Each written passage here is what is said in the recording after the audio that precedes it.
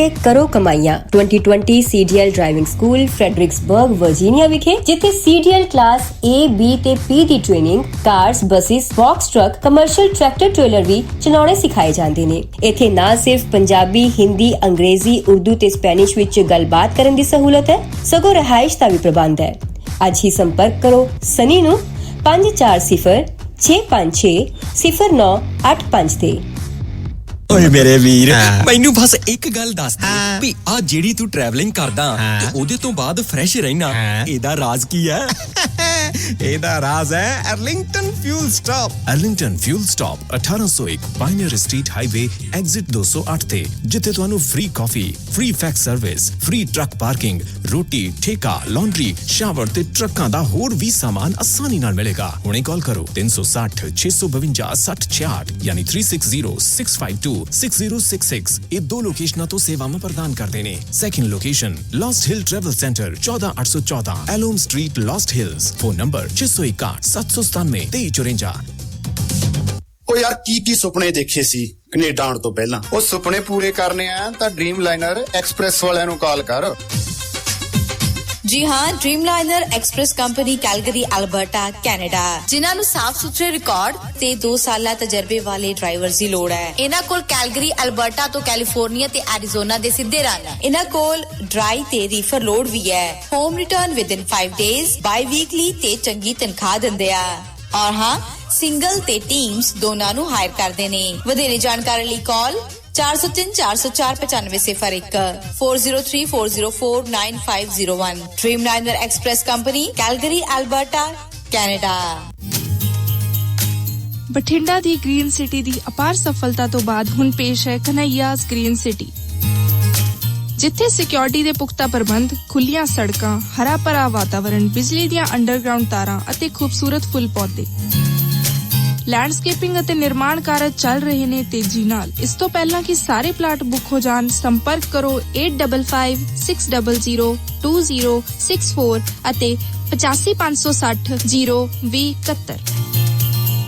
Trucking ਵਾਲੇ ਵੀਰੋ ਧਿਆਨ ਨਾਲ ਸੁਣੋ। ਟਰੱਕ ਜਿੱਦਾਂ ਦਾ ਵੀ ਚਲਾਉਣੇ ਹੋ, ਮੈਨੂਅਲ ਜਾਂ ਆਟੋਮੈਟਿਕ, ਕੁਇਕ ਟਰੱਕ ਲਿਊਬ ਚੇਤੇ ਆਹੀ ਨਾ ਰੱਖਿਓ। ਟਰੱਕ ਦੀ ਵਧੀਆ ਸਰਵਿਸ ਲਈ ਕੁਇਕ ਟਰੱਕ ਲਿਊਬ। ਲਓ ਜੀ, ਤੀਜੀ ਲੋਕੇਸ਼ਨ ਵੀ ਖੋਲਤੀ ਆ, ਐਗਜ਼ਿਟ 579 ਫਰਮ ਹਾਈਵੇ 401 ਇਨ ਨਾਪਨੀ। ਆਹੋ ਜੀ, ਕੋਈ ਅਪਾਇੰਟਮੈਂਟ ਨਹੀਂ, drive through facility. Exit 579 firm highway 401 in ਨਾਪਨੀ। Quick truck lube, the one stop shop। 5196220660 ਜਾਂ quicktrucklube.com। QTL, because we care।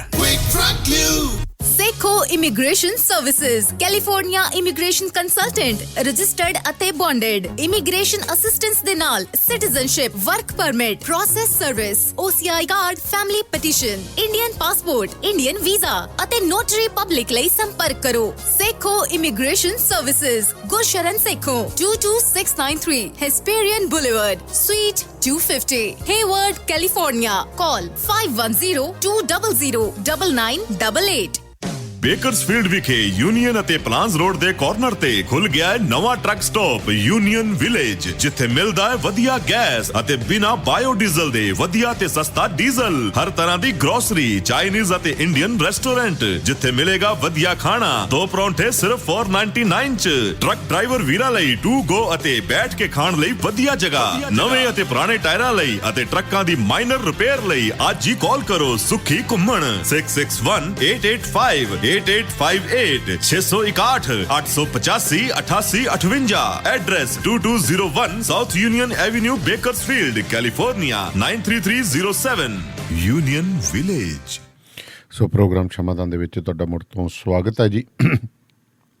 Trans Canada ਲਈ ਟਰੱਕਰ ਵੀਰਾਂ ਲਈ ਬਲਤੇਜ ਸਿੰਘ ਪਨੇਸਰ ਹੋਰਾਂ ਦਾ ਖਾਸ ਸੁਨੇਹਾ। ਉਹ ਕਹਿੰਦੇ ਕਿ ਸਾਡੇ ਕਾਲ ਟਰੱਕ ਐਂਡ ਟ੍ਰੇਲਰ ਜੋ 82 ਰੇਨਮ drive, Farmers road, Winnipeg, Manitoba ਦੇ ਵਿੱਚ ਹੈ, ਅਤੇ ਕਹਿੰਦੇ ਕਿ ਇੱਥੇ ਆਓ, ਤੁਹਾਨੂੰ ਖੁੱਲੀ parking, quick truck lube, wash ਦੇ ਨਾਲ DOT ਸੇਫਟੀ ਤੋਂ ਇਲਾਵਾ ਸੈਮੀ ਅਤੇ ਟ੍ਰੇਲਰ ਦਾ ਸਾਰਾ ਕੰਮ ਕੀਤਾ ਜਾਂਦਾ ਹੈ। 2044592000 'ਤੇ ਕਾਲ ਕਰ ਸਕਦੇ ਹੋ। ਲੌਂਗ ਹਾਲ ਨਹੀਂ ਜਾਣਾ ਚਾਹੁੰਦੇ ਅਤੇ ਲੋਕਲ ਕੰਮ ਕਰਨਾ ਚਾਹੁੰਦੇ ਤਾਂ ਫਿਰ ਤੁਹਾਨੂੰ ਤੁਸੀਂ ਗੁਰਵਿੰਦਰ ਸਿੰਘ ਧਾਲੀਵਾਲ ਹੋਰਾਂ ਨਾਲ 2063544060 ਜਾਂ ਜਗਦੇਵ ਸੰਧੂ ਹੋਰਾਂ ਨਾਲ 2532666924 'ਤੇ ਕਾਲ ਕਰੋ। ਇਹ ਓਨਰ, ਆਪਰੇਟਰ ਅਤੇ ਡਰਾਈਵਰ ਲੋਕਲ ਏਰੀਆ ਸੈਟਲ ਦੇ ਲਈ ਹਾਇਰ ਕਰ ਰਹੇ ਨੇ। ਡਿਸਪੈਚ ਪੰਜਾਬੀ 'ਚ ਕਰਦੇ ਨੇ। ਚਲੋ ਸਭ ਸਤਿ ਸ਼੍ਰੀ ਅਕਾਲ ਜੀ। ਸਤਿ ਸ਼੍ਰੀ ਅਕਾਲ ਜੀ। ਢਿੱਲੋਂ ਸਾਹਿਬ, ਕਮਾਲੂ ਨਾਲ ਕੀ ਕਮਾਲ ਬੀਤੀ ਜੀ? ਮੇਰੇ ਖਿਆਲ ਮੁਤਾਬਕ ਕਮਾਲੂ ਨਾਲ ਕਮਾਲ ਨਹੀਂ ਬੀਤੀ, ਕਮਾਲ ਕੀਤੀ ਹੈ ਕੁਲਜੀਤ ਸਿੰਘ ਨਾਗਰਾ। ਅੱਛਾ ਜੀ। ਤੇ ਜਿਹੜੀ ਉਹਨੇ ਕਮਾਲ ਕੀਤੀ ਹੈ, ਮੈਂ ਕੁਲਜੀਤ ਸਿੰਘ ਨਾਗਰਾ ਦਾ ਇੱਕ ਵੱਡਾ ਕਦਰਦਾਨ ਸੀ ਜੀ।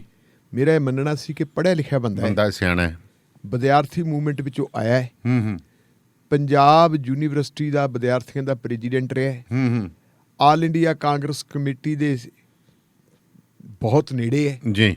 ਮੇਰਾ ਖਿਆਲ ਸਕੱਤਰ ਵਗੈਰਾ ਹੈ, ਹੂੰ ਇੱਕ ਦੋ ਸਟੇਟਾਂ ਦਾ ਇੰਚਾਰਜ ਵੀ ਰਿਹਾ, ਹਾਂਜੀ। ਇੰਚਾਰਜ ਵੀ ਇਹਨੂੰ ਲਾ ਕੇ ਰੱਖਿਆ ਸੀ। ਘੱਟੋ ਘੱਟ ਉਸ ਬੰਦੇ ਨੂੰ ਯਾਰ ਇੰਨੀ ਕੁ ਲਿਆਕਤ ਤਾਂ ਹੋਣੀ ਚਾਹੀਦੀ ਹੈ ਨਾ ਵੀ ਜਿਹੜਾ ਬੰਦਾ 70-80 ਹਜ਼ਾਰ ਤੋਂ ਲੈ ਕੇ ਲੱਖ 1.5 ਲੱਖ ਲੋਕਾਂ ਦਾ ਨੁਮਾਇੰਦਾ ਹੈ, ਹੂੰ ਉਹਦੇ ਨਾਲ ਟਰੀਟ ਕਿਵੇਂ ਕਰਨਾ ਹੈ। ਜੀ। ਜਗਦੇਵ ਸਿੰਘ ਕਮਾਲੂ ਕਿਸੇ ਪਾਰਟੀ ਚੋਂ ਜਿੱਤਿਆ ਹੋਵੇ, ਕਿਸੇ ਚੋਂ ਆਇਆ ਹੋਵੇ, ਹੂੰ ਇਹ ਤਾਂ ਹੈ ਨਾ ਕਿ ਮੌੜ ਹਲਕੇ ਦੇ ਲੋਕਾਂ ਦਾ ਪ੍ਰਤੀਨਿਧ ਹੈ ਬਿਲਕੁਲ ਹੈ। ਪੰਜਾਬ ਵਿਧਾਨ ਸਭਾ ਦੇ ਵਿੱਚ। ਸਰਦਾਰ ਨਵਜੋਤ ਸਿੰਘ ਸਿੱਧੂ ਜਦੋਂ ਪ੍ਰਦੇਸ਼ ਕਾਂਗਰਸ ਕਮੇਟੀ ਦੇ ਪ੍ਰਧਾਨ ਬਣੇ ਸੀ, ਹੂੰ ਤੇ ਪ੍ਰਧਾਨ ਬਣਨ ਵੇਲੇ ਉਹਨਾਂ ਨੇ ਕਿਹਾ ਸੀ 15 ਅਗਸਤ ਤੋਂ ਇੱਥੇ ਮੰਜਾ, ਹਾਂ, ਇੱਥੇ ਡਾਹੂੰਗਾ, ਹੂੰ ਇੱਥੇ ਬੈਠਿਆ ਕਰੂੰ 15 ਅਗਸਤ ਤੋਂ। ਮੰਜਾ ਤਾਂ ਡਾਲਿਆ, ਪਰ ਮੰਜਾ ਡਾਉਣ ਦਾ ਮਤਲਬ ਇਹ ਥੋੜਾ ਹੈ ਕਿ ਉਹ ਜਾਂ ਜਿਹੜੇ ਉਹਨਾਂ ਦੇ ਵਰਕਿੰਗ ਪ੍ਰੈਜ਼ੀਡੈਂਟ ਆ ਉਹ ਲੋਕਾਂ ਨੂੰ ਬੇਇੱਜ਼ਤ ਕਰਨਾ। ਕਾਂਗਰਸ ਪਾਰਟੀ ਜਿਹੜਾ ਹੈਗਾ, ਜੇ ਆਪਾਂ ਦੇਖੀਏ ਤਾਂ ਕਾਂਗਰਸ ਪਾਰਟੀ ਆਮ ਲੋਕਾਂ ਦਾ ਪਲੇਟਫਾਰਮ ਹੈ। ਹੂੰ ਕਾਂਗਰਸ ਪਾਰਟੀ ਦਾ ਜਿਹੜਾ ਇਹ ਭਵਨ ਹੈ, ਜਿਹਨੂੰ ਪੰਜਾਬ ਕਾਂਗਰਸ ਭਵਨ ਕਹਿੰਦੇ ਹੈ, ਅਸਲ ਦੇ ਵਿੱਚ ਇਹਨੂੰ ਇੱਕ ਟਰਸਟ ਚਲਾ ਰਿਹਾ ਹੈ ਜੀ। ਤੇ ਜਿੱਥੋਂ ਤੱਕ ਮੇਰੀ ਜਾਣਕਾਰੀ ਹੈ, ਟਰਸਟ ਦੇ ਬਹੁਤ ਸਾਰੇ ਜਿਹੜੇ ਹੈਗੇ ਆ ਸੱਜਣ, ਉਹ ਇਸ ਦੁਨੀਆ 'ਚ ਨਹੀਂ ਰਹੇ। ਇੱਕ ਦੋ ਬੰਦੇ ਬੈਠੇ ਆ ਘਰਾਂ ਦੇ ਵਿੱਚ ਜਿਹੜੇ ਇਹਨਾਂ ਨੂੰ ਚਲਾ ਰਹੇ ਹੈ।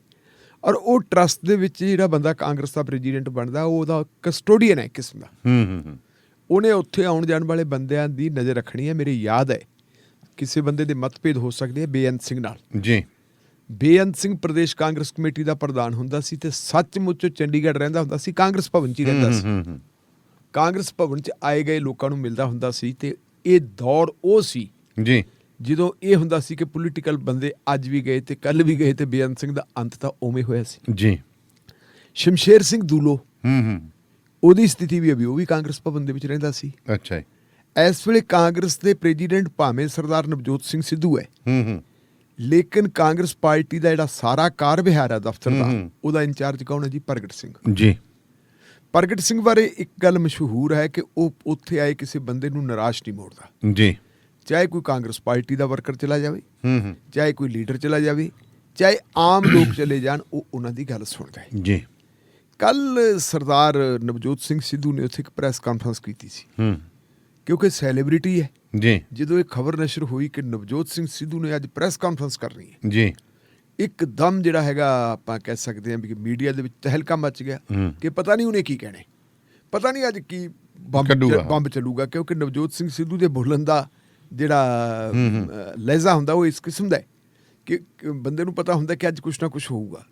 ਚਲੋ ਉਹਨਾਂ ਨੇ ਪ੍ਰੈਸ ਕਾਨਫਰੰਸ ਕੀਤੀ। ਪ੍ਰੈਸ ਕਾਨਫਰੰਸ ਦੇ ਵਿੱਚ ਜੋ ਕੁਛ ਉਹਨਾਂ ਨੇ ਕੀਤਾ ਕਰਾਇਆ, ਉਹਨਾਂ ਨੇ ਜੇ ਗੱਲਾਂ ਕਹੀਆਂ, ਆਪਾਂ ਨੂੰ ਵੈਸੇ ਤਾਂ ਉਹਦੇ 'ਚ ਨਹੀਂ ਜਾਣਾ ਚਾਹੀਦਾ, ਪਰ ਹੁਣ ਜਾਣਾ ਪੈ ਰਿਹਾ। ਉਹ ਇਸ ਕਰਕੇ ਜਾਣਾ ਪੈ ਰਿਹਾ ਕਿ ਉਹਨਾਂ ਨੇ ਦੱਸਿਆ ਕੀ।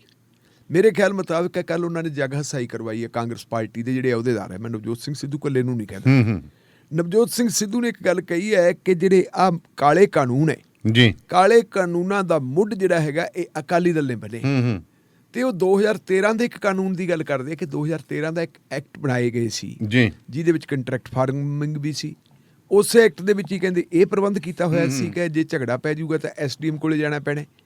ਉਸੇ ਦੇ ਵਿੱਚ ਹੀ ਇਹ ਕੀਤਾ ਕਿ ਜੋ ਜਿਹੜਾ ਹੈਗਾ ਖਾਦਾਂ, ਰੇ ਸਪਰੇ, ਜੋ ਬੀਜਣਾ ਬਜਾਉਣਾ, ਜੋ ਸਾਰਾ ਕੁਝ, ਇਹ ਜਿਹੜੇ ਦਿਸ਼ਾ ਨਿਰਦੇਸ਼ ਹੋਣਗੇ ਉਹ ਕੰਪਨੀਆਂ ਦੇ ਹੋਣਗੇ ਜੀ। ਲਗਭਗ ਉਹ ਕਹਿੰਦੇ ਵੀ 19-21 ਦੇ ਫਰਕ ਨਾਲ ਜਿਹੜਾ 3 ਕਾਲੇ ਕਾਨੂੰਨ ਆਏ ਹੈ, ਇਹ ਕਾਲੇ ਕਾਨੂੰਨ ਉਹਨਾਂ ਦੀ ਕਾਰਬਨ ਕਾਪੀ ਹੈ। ਇਹ ਉਹ ਗੱਲ ਕਹਿੰਦੇ ਹੈ। ਉਹ ਕਹਿੰਦੇ ਜੀ ਤਾਂ ਅਕਾਲੀ ਦਲ ਨੇ ਮੁੱਢ ਵੱਜਿਆ ਹੈ, ਵੱਢਿਆ ਹੋਇਆ। ਦਾਨੇਵਾਲੀਆ ਸਾਹਿਬ ਮਾਫ ਕਰਨਾ, ਇਹ ਅਕਾਲੀ ਦਲ ਨੇ ਨਹੀਂ ਮੁੱਢ ਬੰਨਿਆ। ਅੱਛਾ ਜੀ। ਅਸਲ ਦੇ ਵਿੱਚ ਇਹ ਭਾਰਤ ਸਰਕਾਰ ਨੇ ਜਿਹੜੀ ਨਵੀਂ ਆਰਥਿਕ ਨੀਤੀ ਅਡਾਪਟ ਕੀਤੀ ਹੈ, ਉਹਦਾ ਨਤੀਜਾ ਹੈ। ਔਰ ਨਵੀਂ ਆਰਥਿਕ ਨੀਤੀ ਕਦੋਂ ਅਡਾਪਟ ਕੀਤੀ ਹੈ? ਇਹ ਉਦੋਂ ਅਡਾਪਟ ਕੀਤੀ ਹੈ ਜਦੋਂ ਨਰਸਿਮਹਾ ਰਾਓ ਇਸ ਦੇਸ਼ ਦੇ ਪ੍ਰਧਾਨ ਮੰਤਰੀ ਬਣੇ ਸੀ। ਡਾਕਟਰ ਮਨਮੋਹਨ ਸਿੰਘ, ਜਿਨ੍ਹਾਂ ਦਾ ਬੜਾ ਸਤਿਕਾਰ ਹੈ, ਬੜੇ ਵੱਡੇ ਅਰਥ ਸ਼ਾਸਤਰੀ ਹੈ, ਉਹ ਉਸ ਵੇਲੇ ਵਿੱਤ ਮੰਤਰੀ ਹੁੰਦੇ ਸੀ ਜੀ। ਡਾਕਟਰ ਮਨਮੋਹਨ ਸਿੰਘ ਦੇ ਜ਼ਮਾਨੇ ਦੇ ਵਿੱਚ ਤੇ ਇਹਨਾਂ ਦੇ ਨਰਸਿਮਹਾ ਰਾਓ ਦੇ ਦੌਰ ਦੇ ਵਿੱਚ ਸੰਸਾਰ ਪੱਧਰ ਦੇ ਉੱਤੇ ਇੱਕ ਬਹਿਸ ਚੱਲਦੀ ਸੀ ਜੀ ਕਿ ਦੁਨੀਆ ਨੂੰ ਇੱਕ ਮੰਡੀ ਬਣਾ ਦਿੱਤਾ ਜਾਵੇ।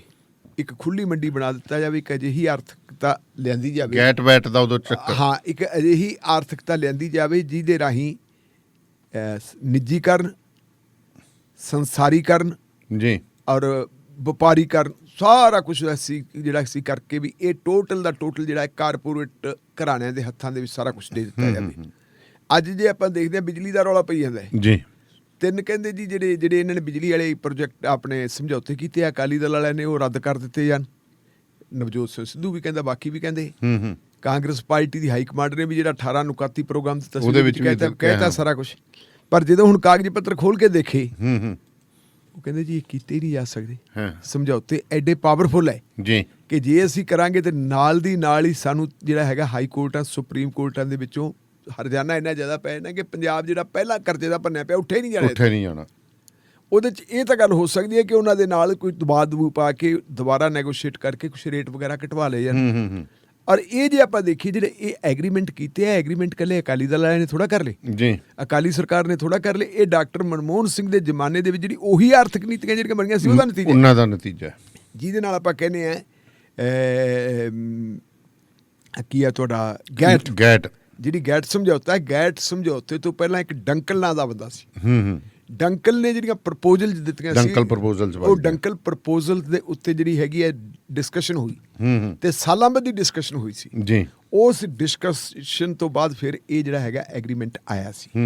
ਇਹ ਐਗਰੀਮੈਂਟ ਆਪਣਾ ਜਿਹੜਾ ਆ ਗਿਆ ਐਗਰੀਮੈਂਟ ਤੁਹਾਡਾ ਗੈਟ ਸਮਝੌਤਾ ਆ ਗਿਆ ਜੀ। ਗੈਟ ਐਗਰੀਮੈਂਟ ਦੀਆਂ ਸ਼ਰਤਾਂ ਦੇ ਮੁਤਾਬਕ ਹੀ ਸਾਰਾ ਕੁਝ ਚੱਲ ਰਿਹਾ ਔਰ ਉਹਦੀਆਂ ਸ਼ਰਤਾਂ ਦੇ ਮੁਤਾਬਕ ਜਿਹੜੇ ਕਾਲੇ ਕਾਨੂੰਨ ਆਏ ਜੀ। ਕਾਂਗਰਸ ਪਾਰਟੀ ਇਹ ਥੋੜਾ ਸਲੋ ਚੱਲਦੀ ਸੀ, ਇਹ ਕਾਲੀ ਚੱਲ ਪਈ। 2013 'ਚ ਵੀ ਜਿਹੜਾ ਕੁਛ ਆਇਆ ਸੀ ਉਹੀ ਆਇਆ ਸੀ। ਸੋ ਲੱਗਦਾ ਤਾਂ ਇਹ ਸੀ ਬਹੁਤ ਵੱਡਾ। ਤੇ ਇਹ ਤੋਂ ਪਹਿਲਾਂ ਥੋੜ੍ਹੀ ਜਿਹੀ ਮੈਂ ਇਹ ਵੀ ਗੱਲ ਕਰਦਾ ਕਿ ਕੱਲ ਮੀਡੀਆ ਜਗਤ ਹੈ ਜਿਹੜਾ ਬੜਾ ਮਤਲਬ ਮੀਡੀਆ ਹਰਮਨ ਪਿਆਰਾ ਸਮਝਦਾ ਸੀ ਨਵਜੋਤ ਸਿੰਘ ਸਿੱਧੂ ਨੂੰ, ਕੱਲ ਦੁਖੀ ਉਹ ਵੀ ਹੋਇਆ। ਮੀਡੀਆ ਵਾਲਿਆਂ ਨੇ ਕਿਹਾ ਜੀ ਅਸੀਂ ਸਵਾਲ ਕਰਾਂਗੇ, ਤੁਸੀਂ ਸਵਾਲਾਂ ਦਾ ਜਵਾਬ ਨਹੀਂ ਦਿੰਦੇ। ਸ਼ੁਰੂ 'ਚ ਹੀ ਗੱਲ ਹੋ ਗਈ, ਕਹਿੰਦੇ ਜੀ ਕਰਿਓ ਸਵਾਲ। ਸਿੱਧੂ ਸਾਹਿਬ ਪਰ ਕਰਿਓ ਖੇਤੀ ਕਾਨੂੰਨਾਂ ਬਾਰੇ, ਹੋਰ ਨਾ ਕਰਿਓ ਕੋਈ। ਉਹਦੇ ਹੀ ਠੀਕ ਹੈ। ਜਦੋਂ ਸਵਾਲਾਂ ਦੀ ਝੜੀ ਸ਼ੁਰੂ ਹੋ ਗਈ ਤੇ ਨੋ ਕਮੈਂਟ, ਕੋਈ ਮਤਲਬ ਜਿਹੜਾ ਹੈਗਾ ਸਵਾਲ ਦਾ ਕਿਸੇ ਦਾ ਜਵਾਬ ਹੀ ਨਹੀਂ ਦਿੱਤਾ। ਇਹਦੇ ਤੋਂ ਵੀ ਖਫ ਹੈ। ਤੇ ਫਿਰ ਰਹਿੰਦੀ ਖੁੰਦੀ ਕਸਰ ਆ ਜੋ ਕੁਛ ਨਾਗਰਾ ਸਾਹਿਬ ਨੇ ਕੀਤਾ, ਜਿਹੜਾ ਮੈਂ ਕਹਿਣਾ ਇਹਦੀ ਇੰਨੀ ਪਬਲਿਸਿਟੀ ਨਹੀਂ ਹੋਣੀ ਸੀ। ਇੰਨਾ ਨਹੀਂ ਸੀ ਪਤਾ ਲੱਗਣਾ ਜੀ। ਇਹਨਾਂ ਜੇ ਮੀਡੀਆ ਦੇ ਨਾਲ ਰਿਲੇਸ਼ਨ ਜਿਹੜੇ ਸੁਖਾਵੇਂ ਹੁੰਦੇ ਤੇ ਮੀਡੀਆ ਦੇ ਮੁਤਾਬਕ ਗੱਲਾਂ ਕੀਤੀਆਂ ਹੁੰਦੀਆਂ। ਹੁਣ ਚਲਾ ਗਿਆ ਕਮਾਲੂ ਲੈਣ ਕੀ ਗਿਆ ਸੀ, ਉਹਦਾ ਆਪਦਾ ਬਿਆਨ ਕਹਿੰਦਾ ਕਿ ਮੈਂ ਤਾਂ ਪ੍ਰਗਟ ਸਿੰਘ ਨੂੰ ਮਿਲਣ ਵਾਸਤੇ ਗਿਆ ਸੀ। ਮੈਨੂੰ ਨਹੀਂ ਪਤਾ ਵੀ ਉੱਥੇ ਪ੍ਰੈਸ ਕਾਨਫਰੰਸ ਚੱਲੀ ਜਾਂਦੀ। ਉਹ MLA ਜਿਹੜਾ ਮੁਹੰਮਦ ਮੁਸਤਫਾ ਉਹ ਐਡਵਾਈਜ਼ਰ ਹੈ। ਮੁਹੰਮਦ ਮੁਸਤਫੇ ਨੂੰ ਕਹਿੰਦੇ ਕੋਈ ਕਾਲ ਆ ਗਈ, ਉਹ ਉੱਠ ਕੇ ਆਪਦੀ ਕੁਰਸੀ ਛੱਡ ਕੇ ਪਰੇ ਚਲਾ ਗਿਆ। ਤੇ ਜਿਹੜੇ ਮਿਸਟਰ ਨਾਗਰਾ ਸਾਹਿਬ ਆ ਉੱਠ ਕੇ ਤੇ ਮੁਸਤਫੇ ਵਾਲੀ ਕੁਰਸੀ ਤੇ ਬਹਿ ਗਏ। ਨਾਗਰਾ ਸਾਹਿਬ ਵਾਲੀ ਕੁਰਸੀ ਖਾਲੀ ਹੋ ਗਈ। ਉਹ ਆਇਆ ਤੇ ਆ ਕੇ ਜਦੋਂ ਨਾਗਰੇ ਦੀ ਵਾਲੀ ਕੁਰਸੀ ਤੇ ਬੈਠਣ ਲੱਗਿਆ ਉਹਨੂੰ ਕਹਤਾ ਵੀ ਨਹੀਂ ਪਰੇ ਹੋ ਜਾ। MLA ਨੂੰ ਬੈਠਣ ਤੋਂ ਰੋਕਣਾ ਕਾਂਗਰਸ ਭਵਨ 'ਚ, ਉਹਦਾ ਚਲੋ ਹੁਣ ਤਾਂ ਕਾਂਗਰਸ ਪਾਰਟੀ ਦੇ ਵਿੱਚ ਜੇ ਵਿਰੋਧੀ ਧਿਰ ਦਾ ਵੀ ਹੋਵੇ ਤੈਨੂੰ ਨਹੀਂ ਰੋਕਣਾ ਚਾਹੀਦਾ ਵੀ ਨਹੀਂ। ਚਲੋ ਉਹਨੇ 7 ਵਚਨ ਕਹਿ ਕੇ ਵਿਚਾਰਾ ਪਰੇ ਨੂੰ ਹੋ ਗਿਆ। ਬੰਦੇ ਦੀ ਮਤਲਬ ਨਿਮੋਚੀ ਨਾ ਝੋਣਾ ਦਾ ਬੰਦਾ ਹੁੰਦਾ ਹੀ ਹੈ ਬਿਲਕੁਲ। ਪਰ ਇਹ ਜਿਹੜਾ ਪ੍ਰੋਜੈਕਟਰ ਲੱਗਿਆ ਸੀ ਕਿਤੇ ਉਹ ਮਾੜਾ ਜਾ ਉਹਨੂੰ ਰੁਕਣਾ, ਉੱਥੋਂ ਫਿਰ ਇਸ਼ਾਰਾ ਕਰਤਾ ਪਰੇ ਹੋ ਜਾ। ਉਹ ਪਰੇ ਹੋ ਗਿਆ। ਪਰੇ ਹੋਣ ਤੋਂ ਬਾਅਦ ਮੀਡੀਆ ਨੇ ਨੋਟ ਕਰ ਲਿਆ, ਮੀਡੀਆ ਨੇ ਨਾਲ ਦੇ ਨਾਲ ਘੇਰ ਲਿਆ ਕੀ ਗੱਲ ਆ। ਔਰ ਉਹਨੇ ਬੜੇ ਭਰੇਮਨ ਨਾਲ ਹੈ ਕਿ ਸਾਥੀ ਵਿਧਾਇਕ ਨੂੰ ਆ ਨਹੀਂ ਸੀ ਕਰਨੀ ਚਾਹੀਦੀ ਜਿਹੜੀ ਮੇਰੇ ਨਾਲ ਹੋਈ ਹੈ। ਮੇਰਾ ਇਸ ਖਿਆਲ ਹੈ ਪੰਜਾਬ ਕਾਂਗਰਸ ਦੇ ਭਵਨ ਦੇ ਵਿੱਚ ਕਦੇ ਵੀ ਅਜਿਹਾ ਕੁਛ ਨਹੀਂ ਹੋਇਆ। ਹਾਲਾਂਕਿ ਮੈਂ ਉਹ ਯੁੱਗ ਦੇਖਿਆ ਜਦੋਂ ਦਰਬਾਰਾ ਸਿੰਘ ਤੇ ਬੇਅੰਤ ਸਿੰਘ ਦੀ ਆਪਸ ਵਿੱਚ ਬੂਰੀ ਖੜਕਦੀ ਹੁੰਦੀ ਸੀ, ਜਦੋਂ ਗਿਆਨੀ ਜੈਲ ਸੇ ਤੇ ਦਰਬਾਰਾ ਸਿੰਘ ਦੀ ਆਪਸ ਵਿੱਚ ਖੜਕਦੀ, ਸਾਰੀਆਂ ਮੀਟਿੰਗਾਂ ਵੀ ਕਰਦੇ ਹੁੰਦੇ ਸੀ। ਤਲਖ ਕਲਾਮੀ ਕਦੇ ਇਹੀ ਜਿਹੀ ਨਹੀਂ ਹੋਈ। ਇੱਕ ਪੜ੍ਹੇ ਲਿਖੇ ਬੰਦੇ ਨੇ ਜਿਹੜਾ ਇਸ ਤਰ੍ਹਾਂ ਦਾ ਵਿਵਹਾਰ ਕੀਤਾ ਹੈ, ਇਹ ਵਿਵਹਾਰ ਠੀਕ ਨਹੀਂ। ਇਹਦੇ ਤੋਂ ਕੋਈ ਮਤਲਬ ਸ਼ੁਭ ਸੰਕੇਤ ਨਹੀਂ ਜਾਂਦਾ। ਕਾਂਗਰਸ ਪਾਰਟੀ ਨੂੰ ਸੋਚਣਾ ਚਾਹੀਦਾ ਹੈ ਕਿ ਤੁਸੀਂ ਵਰਕਿੰਗ ਪ੍ਰੈਜ਼ੀਡੈਂਟ ਤਾਂ ਬਣਾਉਣ ਲੱਗੇ ਹੋ, ਇਕੱਲੇ ਇਹ ਨਾ ਦੇਖੋ ਵੀ ਰਾਹੁਲ ਨਾਲ ਲਾਇਲਟੀ ਕਿਹਦੀ ਹੈ। ਘੱਟੋ ਘੱਟ ਲੋਕਾਂ ਦੀ ਲਾਇਲਟੀ ਵੀ ਦੇਖੋ, ਇਹ ਵੀ ਦੇਖੋ ਕਿ ਬੰਦੇ ਨੂੰ ਲੋਕਾਂ 'ਚ ਵਿਚਰਨ ਦਾ ਤੌਰ ਤਰੀਕਾ ਆਉਂਦਾ ਹੋਵੇ। ਤੁਸੀਂ ਉਸ ਕਿਸਮ ਦੇ ਬੰਦਿਆਂ ਨੂੰ ਬਣਾਓ। ਹੁਣ ਇਹ ਜੇ ਆਪਾਂ ਦੇਖੀਏ ਬੇਇੱਜ਼ਤੀ ਜਿਹੜੀ ਹੈਗੀ ਹੈ, ਜੇ ਸਹੀ ਮਾਇਨੇ ਦੇ ਵਿੱਚ ਆਪਾਂ ਦੇਖੀਏ ਤਾਂ ਇੱਕ ਮਤਲਬ ਵਿਧਾਇਕਾਂ ਦੀ ਬੇਇੱਜ਼ਤੀ ਹੋਈ ਹੈ। ਇਹ ਵਿਧਾਇਕਾਂ ਦੀ ਬੇਇੱਜ਼ਤੀ ਹੈ, ਛੋਟੀ ਗੱਲ ਨਹੀਂ। ਔਰ ਇਹਦੇ ਤੇ ਕਿਸੇ ਨੇ ਕੋਈ ਪਛਤਾਵਾ ਨਹੀਂ ਕੀਤਾ। ਇਹਦਾ ਨੋਟਿਸ ਲੈਣਾ ਚਾਹੀਦਾ ਸੀ ਸਿੱਧੂ ਸਾਹਿਬ ਨੂੰ। ਉਹਨਾਂ ਨੂੰ ਕਹਿਣਾ ਚਾਹੀਦਾ ਸੀ ਨਹੀਂ ਜੀ ਇਹ ਗਲਤ ਹੋਇਆ, ਜਿਹੜਾ ਤੁਸੀਂ ਟੀਕਾ ਉਹ ਆਪਾਂ ਚਾਹਦਾ ਕਾਪੀ ਨਹੀਂ, ਥੋੜ੍ਹਾ ਬਹੁਤ ਕਰਨਾ ਚਾਹੀਦਾ, ਪਰ ਨਹੀਂ ਕੀਤਾ। ਇਹ ਹੁਣ ਕਈ ਵਾਰੀ ਇਸ ਤਰ੍ਹਾਂ ਦੀ ਗੱਲ ਹੁੰਦੀ ਹੈ ਜਦੋਂ ਫਿਰ ਆਖਰੀ ਮੌਕੇ ਆਉਂਦੇ ਆ ਨਾ, ਉਸ ਵੇਲੇ ਪਤਾ ਨਹੀਂ ਕੀ ਕਹਿੰਦੇ ਹੁੰਦੇ ਨਾ ਦੁੱਕੀ ਲਟੈਣ ਬਣ ਜਾਂਦੀ ਹੈ, ਜਦੋਂ ਕਾਟ ਬਣਦੀ ਹੈ ਜਾਂ ਰੰਗ ਦੀ ਦੁੱਕੀ ਆ ਜਾਂਦੀ ਹੈ। ਇਹ ਨਹੀਂ ਪਤਾ ਵੀ ਕੱਲ ਨੂੰ ਕਿਤੇ ਜਦੋਂ ਕੋਈ ਅੱਜ ਬਦਲੀਆਂ ਛਦਲੀਆਂ ਦੀ ਕਹਿੰਦੇ ਗੱਲ ਹੁੰਦੀ ਫਿਰਦੀ ਹੈ ਤੇ ਇਹ ਦੁੱਕੀ ਨੇ ਲਟੈਣ ਬਣ ਜਾਣਾ ਕਿਤੇ ਇਹੀ ਪਿਰਮਲ ਸਿਉ ਤੇ ਕਮਾਲੂ ਹੁਰੀ ਤੇ ਖਹਿਰਾ ਸਾਹਿਬ ਪਤਾ ਨਹੀਂ ਕਿਹਦੀਆਂ ਬੇੜੀਆਂ 'ਚ ਬੱਟੇ ਪਾ ਦੇਣ ਜੀ। ਸੋ ਬਿਲਕੁਲ ਤੁਹਾਡੀ ਗੱਲ ਸੀ ਵੀ ਦੁੱਕੀ ਨਾ ਲਟੈਨ ਬਣ ਜੇ ਕਿਤੇ। ਹਾਂਜੀ ਹਾਂਜੀ। ਤੇ ਪਰ ਉਧਰ ਕੱਲੋਂ ਦਾ ਕਹਿੰਦੇ ਮਨ ਦੀ ਰੀਝ ਪੂਰੀ ਕਰਤੀ ਜੀ ਇੱਕ ਸਿੰਘ ਨੇ, ਸ਼ੁਰੂ ਹੁਣੇ ਕਰਤੀ। ਨਹੀਂ, ਸਿੰਘ ਨੇ ਨਹੀਂ ਕੀਤੀ, ਆਪਾਂ ਇਹ ਕਹਾਂਗੇ ਕਿਸਾਨਾਂ ਨੇ ਕੀਤੀ ਹੈ। ਅੱਛਾ ਜੀ। ਕਿਉਂਕਿ ਕਿਸਾਨ ਪਏ ਅੰਬੇ। ਲਗਭਗ 1 ਸਾਲ ਹੋ ਗਿਆ। ਜੂਨ ਮਹੀਨੇ ਦੇ ਵਿੱਚ ਜਿਹੜੇ ਹੈ ਆਰਡੀਨੈਂਸ ਆਏ ਸੀ, ਖੇਤੀ ਆਰਡੀਨੈਂਸ ਜੀ। ਕਿਹਾ ਤਾਂ ਸੀ ਕਿਸਾਨਾਂ ਦੀ ਫੇਵਰ ਵਾਲੇ, ਜਿਹੜੇ ਕਿਸਾਨਾਂ ਦੀ ਬਰਬਾਦੀ ਵਾਲੇ ਆਰਡੀਨੈਂਸ ਸੀ। ਉਹੀ ਆਰਡੀਨੈਂਸ ਜਿਹੜੇ ਮੁੜ ਕੇ ਬੁਨਿਆਦ ਬਣੇ ਆ ਕਾਲੇ ਕਾਨੂੰਨਾਂ ਦੀ, ਔਰ ਉਹਨਾਂ ਦੇ ਖਿਲਾਫ ਕਿਸਾਨ ਜਿਹੜੇ ਲੜੀ ਜਾਂਦੇ ਆ, ਜੂਨ ਮਹੀਨੇ ਤੋਂ ਲੜੀ ਜਾਂਦੇ ਆ। ਪਹਿਲਾਂ ਪੰਜਾਬ ਦੇ ਵਿੱਚ ਉਹਨਾਂ ਨੇ ਧਰਨੇ ਮੁਜ਼ਾਹਰੇ ਕੀਤੇ ਜੀ, ਫਿਰ ਉਹਨਾਂ ਨੇ ਦਿੱਲੀ ਵਾਲੇ ਪਾਸੇ ਨੂੰ ਚਾਲੇ ਪਾਤੇ, ਵਿਚਾਰਿਆਂ ਨੂੰ ਰੋਕਿਆ ਗਿਆ। ਹੁਣ ਉਹ ਸਰਹੱਦਾਂ ਤੇ ਬੈਠੇ ਹੈ, ਬਾਰ-ਬਾਰ ਬੈਠੇ ਹੈ। ਇਹਨਾਂ ਹਾਲਾਤਾਂ ਦੇ ਵਿੱਚ ਬੈਠਣਾ ਖਾਲਾ ਜੀ ਦਾ ਵਾੜਾ ਨਹੀਂ, ਗਰਮੀ ਕਿੰਨੀ ਹੈ ਜੀ।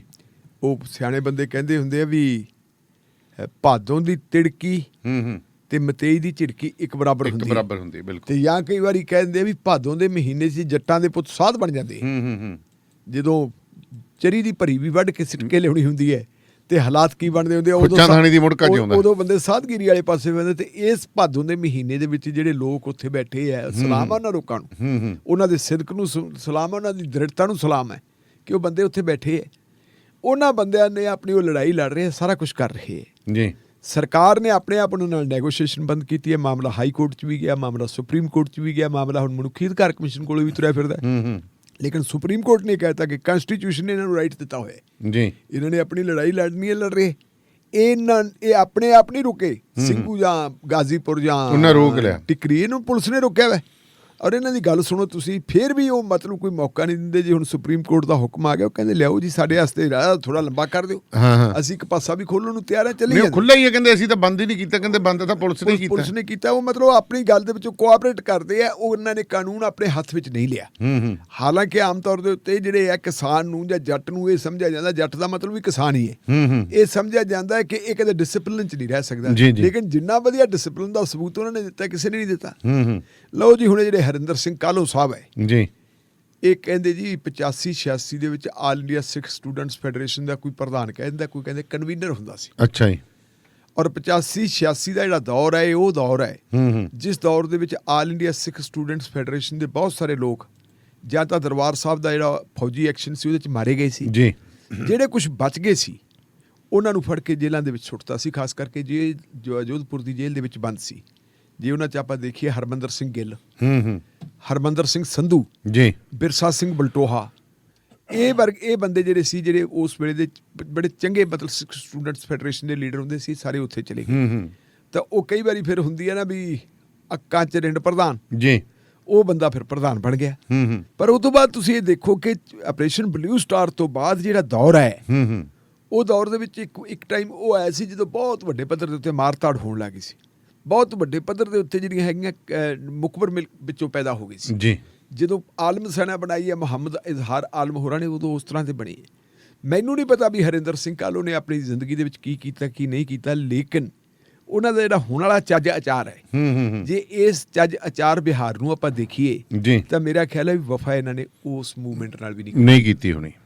ਕਿਉਂਕਿ ਜਦੋਂ ਮੂਵਮੈਂਟ ਮਾਦੀ ਪੈ ਗਈ, ਨਾਲ ਦੀ ਨਾਲ ਹੀ ਇਹਨਾਂ ਨੇ ਛੱਡੀ ਸਿੱਖ ਸਟੂਡੈਂਟਸ ਫੈਡਰੇਸ਼ਨ ਖਾੜਕੂ ਪੁਣਾ ਛੱਡਿਆ ਤੇ ਸਿੱਧੇ ਅਕਾਲੀ ਦਲ 'ਚ ਆ ਗਏ। ਅੱਛਾ ਜੀ।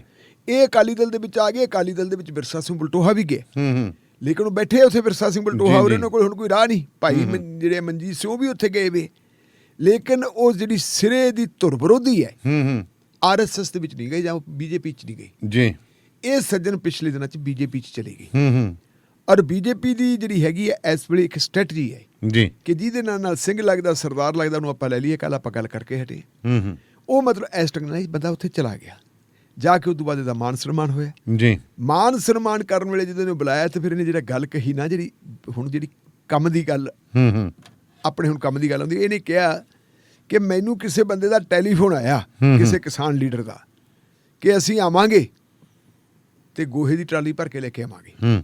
ਕਹਿੰਦਾ ਮੈਂ ਆਖਿਆ ਵੈਲਕਮ, ਆ ਜਿਓ, ਪਰ ਨਾਲ ਇੱਕ ਹੋਰ ਗੱਲ ਕਰ ਲਿਓ, ਇੱਕ ਮੰਜੀ ਲੈ ਆਇਓ ਤੇ ਨਾਲ ਇੱਕ ਚਿੱਟੀ ਚਾਦਰ ਵੀ ਲੈ ਆਇਓ। ਅੱਛਾ ਜੀ। ਕਹਿੰਦੇ ਕੀ ਗੱਲ, ਪੁੱਛਿਆ ਕਿਸੇ ਨੇ ਤੁਹਾਡੇ ਵਰਗੇ ਨੇ, ਚਿੱਟੀ ਚਾਦਰ ਦਾ ਕੀ ਮਤਲਬ? ਫਿਰ ਕਹਿੰਦਾ ਵਾਪਸ ਭੇਜਣੇ ਨੇ। ਹੁਣ ਚਿੱਟੀ ਚਾਦਰ ਦਾ ਮਕਸਦ ਕੀ ਹੈ? ਉਹਦਾ ਮਤਲਬ ਕੀ ਹੈ? ਚਿੱਟੀ ਚਾਦਰ ਕਿੱਥੇ? ਚਿੱਟੀ ਚਾਦਰ ਜਦੋਂ ਕੋਈ ਬੰਦਾ ਦੁਨੀਆ 'ਚ ਮਰ ਜਾਂਦਾ ਉਹਦੇ ਉੱਤੇ ਪੈਂਦੀ ਹੈ, ਉਹਦੇ ਤੇ ਪਾਈ ਜਾਂਦੀ ਹੈ। ਉਹ ਕਹਿੰਦਾ ਕੋਈ ਗੱਲ ਨਹੀਂ। ਤੇ ਜਦੋਂ ਹੁਣ ਇਹਨੇ ਪੰਗਾ ਲੈ ਲਿਆ ਤੇ ਇਹਦੀ ਉਹ ਵੀਡੀਓ ਜੀ ਹੋ ਗਈ ਵਾਇਰਲ। ਵਾਇਰਲ ਹੋਣ ਤੋਂ ਬਾਅਦ ਕਿਸਾਨਾਂ ਨੇ ਕੱਲ 2 ਵਜੇ ਚਲੇ ਗਏ ਸੀ ਇਹਦੇ ਘਰ ਕੋਲੇ ਤੇ 9 ਵਜੇ ਤੱਕ ਰਾਤ ਦੇ ਤੱਕ ਉਹ ਰਹੇ ਹੈ। ਉਹ ਲਲਕਾਰੇ ਮਾਰਦੇ ਰਹੇ ਆ ਵੀ ਆ ਜਾ ਭਾਈ ਬਾਹਰ ਲਿਆ ਡਾਂਗ, ਤੋੜਦੇ ਸਾਡੇ ਗਿੱਟੇ, ਭੇਜਦੇ ਸਾਨੂੰ ਜੇਲ੍ਹਾਂ 'ਚ। ਸਾਰਾ ਟੱਬਰ ਅੰਦਰ ਬੈਠਾ ਰਹੇ, ਕੁਸਕਾ ਕੋਈ ਨਹੀਂ। ਲਓ ਜੀ, ਫਿਰ ਜਿਵੇਂ ਤੁਸੀਂ ਦੱਸਦੇ ਹੋ ਕਿ ਯੋਧਾ ਇੱਕ ਸੂਰਮਾ ਉਹ ਆ ਗਿਆ। ਉਹ ਕਹਿੰਦੇ ਜੀ ਜਿਹੜਾ ਛੋਟਾ ਹਾਥੀ ਹੁੰਦਾ ਗੋਹੇ ਦਾ ਉਹ ਭਰ ਲਿਆ। ਅੱਛਾ, ਛੋਟਾ ਹਾਥੀ ਭਰ ਕੇ ਲਿਆ ਕੇ ਗੋਹੇ ਦਾ ਨੇ ਕਿਤੇ ਕਸਰ ਕੋਈ ਨਾ ਰਹੇ ਜੇ। ਪਹਿਲਾਂ ਤਾਂ ਕੰਧਾਂ ਲਿਪੀਆਂ ਜਿਹੜੀਆਂ ਵੱਡੀਆਂ ਵੱਡੀਆਂ ਸੋਹਣੀਆਂ ਸੋਹਣੀਆਂ ਕੰਧਾਂ ਜਲੰਧਰ ਦੇ ਵਿੱਚ ਬਣਾਈਆਂ ਹੋਈਆਂ। ਫਿਰ ਉਹਦੀ ਇੱਕ ਨੇਮ ਪਲੇਟ ਲੱਗੀ ਸੀ, ਫਿਰ ਉਹਦੀ ਮਤਲਬ ਜਿਹੜੀ ਹੈਗੀ ਡੈਕੋਰੇਸ਼ਨ ਕੀਤੀ। ਉਹ ਡੈਕੋਰੇਸ਼ਨ ਕਰਕੇ ਬੰਦੇ ਨੂੰ ਫਿਰ ਸਬਰ ਨਹੀਂ ਆਇਆ। ਫਿਰ ਉਹਨੇ ਜਿਵੇਂ ਬੱਚੇ ਆਪਾਂ ਖੇਡਦੇ ਹਾਂ ਜਦੋਂ ਖੇਡਦੇ ਹੁੰਦੇ ਨਾ ਗਾਰੇ ਨਾਲ, ਜਦੋਂ ਛੱਪੜਾਂ 'ਚ ਲਾਉਂਦੇ ਗਾਰਾ ਚੱਕ ਚੱਕ ਕੇ ਇੱਕ ਦੂਜੇ ਤੇ ਮਾਰਦੇ ਆ। ਫਿਰ ਉਹਨੇ ਉਹ ਗੋਹੇ ਨੂੰ ਨਾ ਹੱਥਾਂ 'ਚ ਫੜ ਫੜ ਕੇ ਮਾਰ ਕੇ ਜਿੱਥੋਂ ਤੱਕ ਉਹਨੂੰ ਜਿਵੇਂ ਪਾਥੀਆਂ ਨਹੀਂ ਲਾਉਂਦੇ ਕੰਧਾਂ ਤੇ ਬੁੜੀਆਂ ਲਾਉਂਦੀਆਂ ਕਈ ਪਾਥੀਆਂ ਤੋਂ ਗਾਂਹ ਟੱਪ ਗਿਆ ਨਾ ਕੰਮ। ਤਾਂ ਜਿਹੜੇ ਅੰਦਰਲੇ ਪਾਸੇ ਚਵਾਰਾ ਸੀ ਜਿਹੜਾ ਡਬਲ ਮੰਜ਼ਿਲ ਵਾਲਾ ਉੱਥੇ ਵੀ ਮਾਰੀ ਗਏ, ਵਿਹੜੇ 'ਚ ਵੀ ਸਿੱਟੀ ਗਿਆ। ਉਹ ਐ ਕਰਕੇ ਕਿ ਵੀ ਆ ਜਾ ਭਾਈ, ਸਿੱਟੀ ਜਾਂਦੇ ਅਸੀਂ, ਤੇਰੀ ਇੱਛਾ ਦੀ ਪੂਰਤੀ ਹੋ ਗਈ। ਤੂੰ ਕਹਿੰਦਾ ਜੀ ਗੋਹਾ ਲਿਓ, ਕਹਿੰਦੇ ਵੀ ਮੰਜੀਆਂ ਵੀ ਹੈਗੀਆਂ ਸਾਡੇ ਕੋਲੇ, ਹੁਣ ਤੂੰ ਆ ਜਾ। ਤੇ ਦਾਨੇ ਵਾਲੀਆ ਸਾਹਿਬ ਜਿਵੇਂ ਸਿਆਣੇ ਬੰਦੇ ਕਹਿੰਦਾ ਕੰਨ 'ਚ ਪਾਇਆ ਨਹੀਂ ਰੜਕਿਆ। ਤੇ ਫਿਰ ਇੱਕ ਥੋੜਾ ਜਿਹਾ ਆ ਗਿਆ ਵੀ ਮੇਰਾ ਮਤਲਬ ਇਹ ਨਹੀਂ ਸੀ ਮੈਂ ਕਿਸਾਨਾਂ ਦੇ ਖਿਲਾਫ ਨਹੀਂ ਹਾਂ, ਮੈਂ ਤਾਂ ਕਹਿੰਦਾ ਕਾਮਰੇਡਾਂ ਦੇ ਖਿਲਾਫ ਸੀ। ਅੱਛਾ, ਇਹਦਾ ਮਤਲਬ ਹੈ ਵੀ ਜੇ ਕਾਮਰੇਡ ਕੋਈ ਹੈ, ਉਹਦੀ ਕੋਈ ਵਿਚਾਰਧਾਰਾ ਹੈ, ਉਹ ਤੂੰ ਉਸ ਵਿਚਾਰਧਾਰਾ ਦੇ ਖਿਲਾਫ ਹੋ ਸਕਦਾ। ਕੀ ਕਾਮਰੇਡ ਕਿਸਾਨ ਨਹੀਂ ਹੋ ਸਕਦੇ? ਕਿਸਾਨ ਨਹੀਂ ਹੋ ਸਕਦੇ। ਹਾਂ, ਤੇ ਜੇ ਇਹ ਇਸ ਮੂਵਮੈਂਟ ਦੇ ਵਿੱਚ ਦੇਖੀਏ ਆਪਾਂ, ਇੱਥੇ ਜ਼ਿਆਦਾਤਰ ਲੋਕ ਤਾਂ ਉਹੀ ਹੈ ਜਿਹੜੇ ਉਸ ਮੂਵਮੈਂਟ ਨਾਲ ਸੰਬੰਧਿਤ ਰਹੇ ਹੈ ਜੀ। ਉਹਨੇ ਮਤਲਬ ਉਸ ਤੋਂ ਬਾਅਦ ਫਿਰ ਹੁਣ ਮਗਰੋਂ ਕਹਿੰਦਾ ਜੀ ਮੇਰਾ ਕਿਸੇ ਦਾ ਦਿਲ ਦਿਖਾਉਣ ਦਾ ਇਰਾਦਾ ਨਹੀਂ ਸੀ, ਪਰ ਫਿਰ ਵੀ ਜੇ ਮੇਰੇ ਸ਼ਬਦਾਂ ਦੇ ਨਾਲ ਕਿਸੇ ਨੂੰ ਕਹਿੰਦਾ ਥੋੜੀ ਬਹੁਤੀ ਤਕਲੀਫ ਹੋਈ ਹੈ ਤਾਂ ਮੈਨੂੰ ਅਫਸੋਸ ਆਦਾ ਤੇ ਖਿਮਾ ਦਾ ਜੱਜ ਫਿਰ ਨਹੀਂ ਕਿਹਾ। ਉਹ ਮੁੰਡਾ ਜਿਹੜਾ ਮੈਂ ਉਹਦੀ ਵੀਡੀਓ ਦੇਖੀ ਨਾ ਜਿਹਨੇ ਕੰਮ ਸ਼ੁਰੂ ਕੀਤਾ, ਉਹ ਕਹਿੰਦਾ ਜੀ ਮੈਂ ਕਿਸਾਨ ਨਹੀਂ ਹਾਂ, ਕਹਿੰਦਾ ਮੈਂ ਜੱਟ ਨਹੀਂ ਆ, ਮੈਂ ਭਾਟੀਆ। ਕਹਿੰਦਾ ਹਾਂ, ਪਰ ਕਹਿੰਦਾ ਇਹ ਸਮਝ ਲੈ ਵੀ ਸਾਡੀ ਕਹਿੰਦਾ ਜੁੜੀ ਤਾਂ ਕਹਿੰਦਾ ਗੱਲ ਪੰਜਾਬ ਨਾਲ ਆ, ਪੰਜਾਬੀਆਂ ਨਾਲ, ਗੈਰਤ ਨਾਲ ਗੱਲ ਜੁੜੀ। ਬਿਲਕੁਲ ਹੈ ਦਾਨਿਆਲੀਆ ਸਾਹਿਬ। ਮੈਂ ਬਹੁਤ ਪਹਿਲਾਂ ਦੀ ਗੱਲ ਹੈ, ਇਹ ਕਈ ਸਾਲ ਹੋ ਗਏ। ਮੈਂ ਦੁਪਹਿਰੇ ਸਿਆਲ ਦਾ ਮੌਕਾ ਸੀ, ਮੰਜੇ ਤੇ ਪਿਆ ਤੇ ਅਖਬਾਰ ਪੜ੍ਹੀ ਜਾਂਦਾ ਸੀ। ਅਖਬਾਰ ਪੜ੍ਹਦਿਆਂ ਤਰਲੋਚਨ ਸਿੰਘ ਦੁਪਾਲਪੁਰ ਦਾ ਇੱਕ ਆਰਟੀਕਲ ਮੇਰੇ ਹੱਥ ਲੱਗ ਗਿਆ ਜੀ। ਉਸ ਆਰਟੀਕਲ ਦੇ ਵਿੱਚ ਮੇਰੇ ਉਹਨਾਂ ਨੇ ਕਿਹਾ ਕਿਤੇ ਜਿਹੜਾ ਜੱਗਾ ਡਾਕੂ ਹੈ ਉਹਦੀ ਗੱਲ ਚੱਲਦੀ ਸੀ ਵੀ ਜੱਗੇ ਡਾਕੂ ਦੀ ਹਿਸਟਰੀ ਦੀ ਗੱਲ ਕਰਦਿਆਂ ਕਸੂਰ ਕੋਲ ਦੀ ਤੋਂ ਕਹਿੰਦੇ ਵੀ ਜੱਗੇ ਡਾਕੂ ਦੀ ਧੀ ਜਿਉਂਦੀ ਹੈ। ਅੱਛਾ ਜੀ। ਤੇ ਉਹ ਲੰਬੀ ਦੇ ਕੋਲ ਇੱਕ ਪਿੰਡ ਬਣ ਵਾਲਾ ਉੱਥੇ ਰਹਿੰਦੀ ਹੈ। ਮੈਨੂੰ ਜਿਗਿਆਸਾ ਜਾਗੀ, ਮੈਂ ਸੰਪਰਕ ਕੀਤੇ ਲੰਬੀ ਹਲਕੇ 'ਚ ਆਪਣੇ ਬੰਦੇ ਹੈ ਉੱਥੇ ਲੰਬੀ ਹਲਕੇ ਤੇ ਬਣ ਵਾਲੇ ਪਿੰਡ ਦੇ ਵਿੱਚੋਂ ਮੁੰਡਾ ਇੱਕ ਆਪਣਾ ਹੈਗਾ ਰਾਜ ਜੀ। ਮੈਂ ਉਹਦੇ ਨਾਲ ਗੱਲ ਕੀਤੀ, ਮੈਂ ਕਿਹਾ ਯਾਰ ਐਂ ਕਰਕੇ ਤੇ ਇੱਥੇ ਬੀਬੀ, ਉਹ ਕਹਿੰਦਾ ਸਾਡੇ ਘਰਾਂ 'ਚ ਹੀ ਆ ਜਾਓ। ਅਸੀਂ ਗਏ ਤੇ ਜਾ ਕੇ ਮੈਂ ਫਿਰ ਗੱਲ ਕੀਤੀ ਜੀ ਉਸ ਮਾਤਾ ਦੇ ਨਾਲ। ਉਮਰ ਵੱਡੀ ਸੀ, 90 ਸਾਲ ਦੀ, ਹੁਣ ਤਾਂ ਇਸ ਦੁਨੀਆ ਦੇ ਵਿੱਚ ਨਹੀਂ ਰਹੀ। ਉਹਨੂੰ ਜਦੋਂ ਮੈਂ ਪੁੱਛਿਆ ਵੀ ਤੂੰ ਜੱਗੇ ਡਾਕੂ ਦੀ ਧੀ ਆ, ਉਹ ਕਹਿੰਦੀ ਬਾਪ ਮੇਰਾ ਡਾਕੂ ਨਹੀਂ ਸੀ। ਮੇਰਾ ਬਾਪ ਡਾਕੂ ਨਹੀਂ ਸੀ। ਮੇਰਾ ਬਾਪ ਇੱਕ ਗੈਰਤਮੰਦ ਵਿਦਰੋਹੀ ਸੀ। ਤੇ ਵਿਦਰੋਹੀ ਉਦੋਂ ਪੈਦਾ ਹੁੰਦਾ ਹੈ ਜਦੋਂ ਸੱਤਾ ਲੋਕਾਂ ਨੂੰ ਠਿੱਠ ਕਰਦੀ ਹੈ ਜੀ। ਮੈਨੂੰ ਉਹਦੀ ਗੱਲ ਬੜੀ ਵਧੀਆ ਲੱਗੀ ਤੇ ਸਾਰੀ ਚਲੋ ਹਿਸਟਰੀ ਬਹੁਤ ਲੰਬੀ ਹੈ।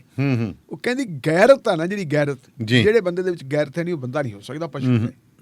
ਤੇ ਜਿਹੜਾ ਗੈਰਤਮੰਦ ਬੰਦਾ ਐਕਸ਼ਨ ਦਾ ਰਿਐਕਸ਼ਨ ਨਾ ਦੇਵੇ, ਉਹ ਵੀ ਬੰਦਾ ਨਹੀਂ ਕਹਾਉਂਦਾ। ਉਹ ਜਿਹੜੀ ਉਹਦੀ ਇੰਟਰਵਿਊ ਸੀ ਜੀ, ਮੈਂ ਪ੍ਰਕਾਸ਼ਿਤ ਕੀਤੀ। ਸਵਾਲ ਤਾਂ ਮੇਰੇ ਛੇਕ ਸੀ, ਪਰ ਛੇਕ ਸਵਾਲਾਂ ਦੇ ਵਿੱਚ ਵੀ ਜਿਹੜਾ ਉਹ ਬੀਬੀ ਨੇ ਜੋ ਗੱਲਾਂ ਕਹੀਆਂ ਜੀ, ਉਹ ਸਿਖਰ ਤੇ ਗਈਆਂ। ਅਸਲ ਦੇ ਵਿੱਚ ਜਿਹੜੀ ਗੈਰਤ ਹੈ ਨਾ, ਹੁਣ ਤੁਸੀਂ ਇਹ ਮੁੰਡੇ ਦੀ ਭਾਟਕੇ ਦੀ ਗੱਲ ਕਰਦੇ, ਮੈਂ ਤੁਹਾਨੂੰ ਸਲਾਮ ਕਰਦਾ ਕਿ ਉਹ ਗੈਰ ਜੱਟ ਹੈ, ਉਹ ਗੈਰ ਕਿਸਾਨ ਹੈ, ਪਰ ਪੰਜਾਬੀ ਤਾਂ ਹੈ ਨਾ। ਬਿਲਕੁਲ। ਹਵਾ ਪਾਣੀ ਪੰਜਾਬ ਦੀ ਹੈ, ਪੰਜਾਬ ਦੇ ਵਾਤਾਵਰਨ 'ਚ, ਪੰਜਾਬ ਦੇ ਸੱਭਿਆਚਾਰ ਦੇ ਵਿੱਚੋਂ ਬੰਦਾ ਜਵਾਨ ਹੋਇਆ ਹੈ, ਪੰਜਾਬ ਦੇ ਸੱਭਿਆਚਾਰ ਦੇ ਵਿੱਚੋਂ ਵਿਚਰਦਾ ਹੈ। ਘੱਟੋ ਘੱਟ ਉਸ ਬੰਦੇ ਦੀ ਗੈਰਤ ਜਾਗੀ ਹੈ। ਫਿਰ ਉਹਨੇ ਜਵਾਬ ਦਿੱਤਾ, ਇਹਦਾ ਮਤਲਬ ਹੈ ਆਪਾਂ ਇਹ ਕਹਿ ਸਕਦੇ ਕਿ ਉਹ ਭਟ ਗਿਆ, ਕੱਲ੍ਹ ਉਹਦੇ ਨਾਲੋਂ ਕਿਤੇ 1000 ਗੁਣਾ ਚੰਗਾ ਹੈ ਜਿਹਦੀ ਗੈਰਤ ਨੇ ਉਹਨੂੰ ਖੜਾ ਤਾਂ ਕੀਤਾ। ਭਾਵੇਂ ਤੇ ਪਰਚਾ ਦਰਜ ਹੋ ਜਾਏ, ਕੁਛ ਵੀ ਹੋ ਜਾਏ, ਬਿਲਕੁਲ ਬਣਦਾ ਪਰਚੇ ਤਾਂ ਹੁੰਦੇ ਹੀ ਰਹਿੰਦੇ ਬੰਦਿਆਂ ਤੇ। ਇਹ ਤਾਂ ਕੋਈ ਜੀ ਪਰਚਿਆਂ ਦੀ ਗੱਲ। ਤੇ ਹੁਣ ਪ੍ਰਿਅੰਕਾ ਗਾਂਧੀ ਨੇ ਵੀ ਕਹਿੰਦੇ ਜੀ ਕਮਰ ਕਸੇ ਕੱਸ ਲਏ, ਕਹਿੰਦੀ ਮੈਂ ਵੀ ਚੋਣ ਲੜਨੀ ਹੈ ਵਿਧਾਨ ਸਭਾ ਦੀ। ਨਹੀਂ, ਅਸਲ ਦੇ ਵਿੱਚ ਇਹ ਕਿ ਕਾਂਗਰਸ ਪਾਰਟੀ ਕਿਸੇ ਜ਼ਮਾਨੇ ਦੇ ਵਿੱਚ ਯੂਪੀ ਦੇ ਵਿੱਚ ਰਾਜ ਕਰਦੀ ਹੁੰਦੀ ਸੀ। ਬਹੁਤ ਵੱਡੇ ਵੱਡੇ ਲੀਡਰ ਜਿਹੜੇ ਹੈਗੇ ਯੂਪੀ ਚੋਂ ਕਾਂਗਰਸ ਦੇ ਪੈਦਾ ਹੋਏ। ਜੇ ਆਪਾਂ ਦੇਖੀਏ ਕਾਂਗਰਸ ਦੇ ਹੁਣ ਤੱਕ ਜਿੰਨੇ ਪ੍ਰਾਈਮ ਮਿਨਿਸਟਰ ਪੈਦਾ ਹੋਏ ਹੈ ਸਿਵਾਏ ਨਰਸਿਮਹਾ ਰਾਓ ਤੋਂ ਜੀ, ਤੇ ਆਪਣੇ ਤੋਂ ਡਾਕਟਰ ਮਨਮੋਹਨ ਸਿੰਘ ਤੋਂ ਸਾਰੇ ਦੇ ਸਾਰੇ ਹੀ ਬਾਇਆ ਯੂਪੀ ਆਏ ਸੀ। ਅੱਛਾ ਜੀ। ਇਹ ਯੂਪੀ ਤੋਂ ਹੀ ਆਏ ਸੀ। ਬੀਪੀ ਸਿੰਘ ਵੀ ਹੈ, ਉਹ ਕਾਂਗਰਸ ਦਾ ਮਤਲਬ ਜੋ ਪ੍ਰਾਈਮ ਮਿਨਿਸਟਰ ਪਹਿਲਾਂ ਆਇਆ ਕਾਂਗਰਸ ਰਾਹੀਂ ਸੀ, ਲੇਕਿਨ ਪ੍ਰਾਈਮ ਮਿਨਿਸਟਰ ਬਣਨ ਵੇਲੇ ਉਹਨੇ ਆਪਦੀ ਗੱਲ ਹੋਰ ਕਰ ਲਈ ਸੀ। ਇੱਦਾਂ ਹੀ ਆਪਾਂ ਹੋਰ ਕਰ ਲਈਏ ਸਾਰੇ, ਪਰ ਜਿੰਨੇ ਕਾਂਗਰਸ ਸੀ ਨਾ, ਕਾਂਗਰਸੀ ਯੂਪੀ ਤੋਂ ਆਉਂਦੇ ਰਹੇ। ਤੇ ਅੱਜ ਕਾਂਗਰਸ ਦੀ ਹਾਲਤ ਕੀ ਹੈ? ਬਹੁਤ ਬੜੀ। ਕਾਂਗਰਸ ਪਾਰਟੀ ਦਾ ਭਵਿੱਖ, ਕਾਂਗਰਸ ਪਾਰਟੀ ਦਾ ਪ੍ਰਧਾਨ ਉਹ ਅਮੇਠੀ ਹਲਕੇ ਤੋਂ ਖੜਾ ਹੋ ਗਿਆ ਤੇ ਅਮੇਠੀ ਹਲਕੇ ਤੋਂ ਹਾਰ ਗਿਆ। ਉਹਨੂੰ ਇਹ ਪਤਾ ਸੀ ਕਿ ਮੈਂ ਹਾਰੂੰਗਾ। ਇਹੀ ਕਾਰਨ ਹੈ ਕਿ ਉਹਨੇ ਅਮੇਠੀ ਦੇ ਨਾਲ ਕੇਰਲਾ ਦੇ ਵਾਇਨਾਡ ਤੋਂ ਮਤਲਬ ਬੰਦਾ ਖੜਾ ਹੋ ਗਿਆ ਸੀ ਔਰ ਉੱਥੋਂ ਜਿੱਤ ਕੇ ਆ ਗਿਆ। ਕਾਂਗਰਸ ਪਾਰਟੀ ਦੇ ਮੇਰੇ ਖਿਆਲ ਮੁਤਾਬਕ ਹੈ ਵੀ ਉਂਗਲਾਂ ਤੇ ਗਿਣੇ ਜਾਣ ਵਾਲੀ MP ਹੈ। ਉਸ ਇਲਾਕੇ ਦੇ ਵਿੱਚ ਦੇਖੀਏ ਆਪਾਂ ਤਾਂ ਹੁਣ ਇੱਕ ਰਾਏ ਬਰੇਲੀ ਰਹਿ ਗਈ ਹੈ, ਜਾਂ ਬਰੇਲੀ ਕੱਲੀ ਕਹਿ ਦਈਏ, ਬਰੇਲੀ ਰਹਿ ਗਈ। ਬਰੇਲੀ ਤੋਂ ਸੋਨੀਆ ਗਾਂਧੀ ਹੈ। ਸੋਨੀਆ ਗਾਂਧੀ ਨੇ ਤੇ ਅਮੇਠੀ ਨੇ ਨਹਿਰੂ ਗਾਂਧੀ ਖਾਨਦਾਨ ਨੂੰ ਬਹੁਤ ਮਤਲਬ ਪਿਆਰ ਸਤਿਕਾਰ ਦਿੱਤਾ ਹੈ। ਕਈ ਵਾਰ ਚਲੋ ਹਾਰੇ ਵੀ ਹੈ, ਕੁਛ ਇਹੋ ਜਿਹੇ ਟਾਈਮ ਵੀ ਆਏ ਹੈ, ਲੇਕਿਨ ਜ਼ਿਆਦਾਤਰ ਉਹ ਇੱਥੋਂ ਜਿੱਤੇ ਹੈ। ਔਰ ਇਸ ਵੇਲੇ ਜੇ ਆਪਾਂ ਦੇਖੀ ਤਾਂ ਸਥਿਤੀ ਕੀ ਹੈ, ਕਾਂਗਰਸ ਪਾਰਟੀ ਬਿਲਕੁਲ ਹਾਸ਼ੀਏ ਤੇ ਹੈ। ਸਭ ਤੋਂ ਮਾੜੀ ਹਾਲਤ ਕਾਂਗਰਸ ਪਾਰਟੀ ਦੀ। ਕਾਂਗਰਸ ਪਾਰਟੀ ਨੂੰ ਖੜਾ ਕਰਨ ਦੀ ਜ਼ਿੰਮੇਵਾਰੀ ਜਿਹੜੀ ਦਿੱਤੀ ਗਈ ਹੈ, ਪਹਿਲਾਂ ਦੋ ਬੰਦਿਆਂ ਨੂੰ ਦਿੱਤੀ ਸੀ। ਇੱਕ ਪ੍ਰਿੰਕਾ ਗਾਂਧੀ ਵਾਡਰਾ ਤੇ ਦੂਜਾ ਸੀ ਜੋਤਿਰਾਦਿੱਤਿਆ ਸਿੰਧੀਆ। ਜੋਤਿਰਾਦਿੱਤਿਆ ਸਿੰਧੀਆ ਨੂੰ ਇੱਕ ਹਿੱਸੇ ਦਾ ਇੰਚਾਰਜ ਲਾਇਆ ਸੀ, ਇੱਕ ਦਾ ਪ੍ਰਿੰਕਾ ਨੂੰ ਲਾਇਆ ਸੀ। ਲੇਕਿਨ ਜੋਤਿਰਾਦਿੱਤਿਆ ਸਿੰਧੀਆ ਦਾ ਜਦੋਂ ਮੱਧ ਪ੍ਰਦੇਸ਼ ਦੇ ਵਿੱਚ ਕਲੇਸ਼ ਪੈ ਗਿਆ ਤੇ ਉਹਦੀ ਗੱਲ ਨਾ ਬਣੀ ਤੇ ਉਹ ਆਪਣੀ ਲਾੜੇ ਸਣੇ ਬਰਾਤ ਆਪਣੇ ਸਾਰੇ ਬੰਦਿਆਂ ਨੂੰ ਲੈ ਕੇ BJP ਸ਼ਾਮਲ ਹੋ ਗਿਆ ਤੇ ਇਸ ਵੇਲੇ ਉਹ ਕੇਂਦਰ ਦੇ ਵਿੱਚ ਵਜ਼ੀਰ ਹੈ।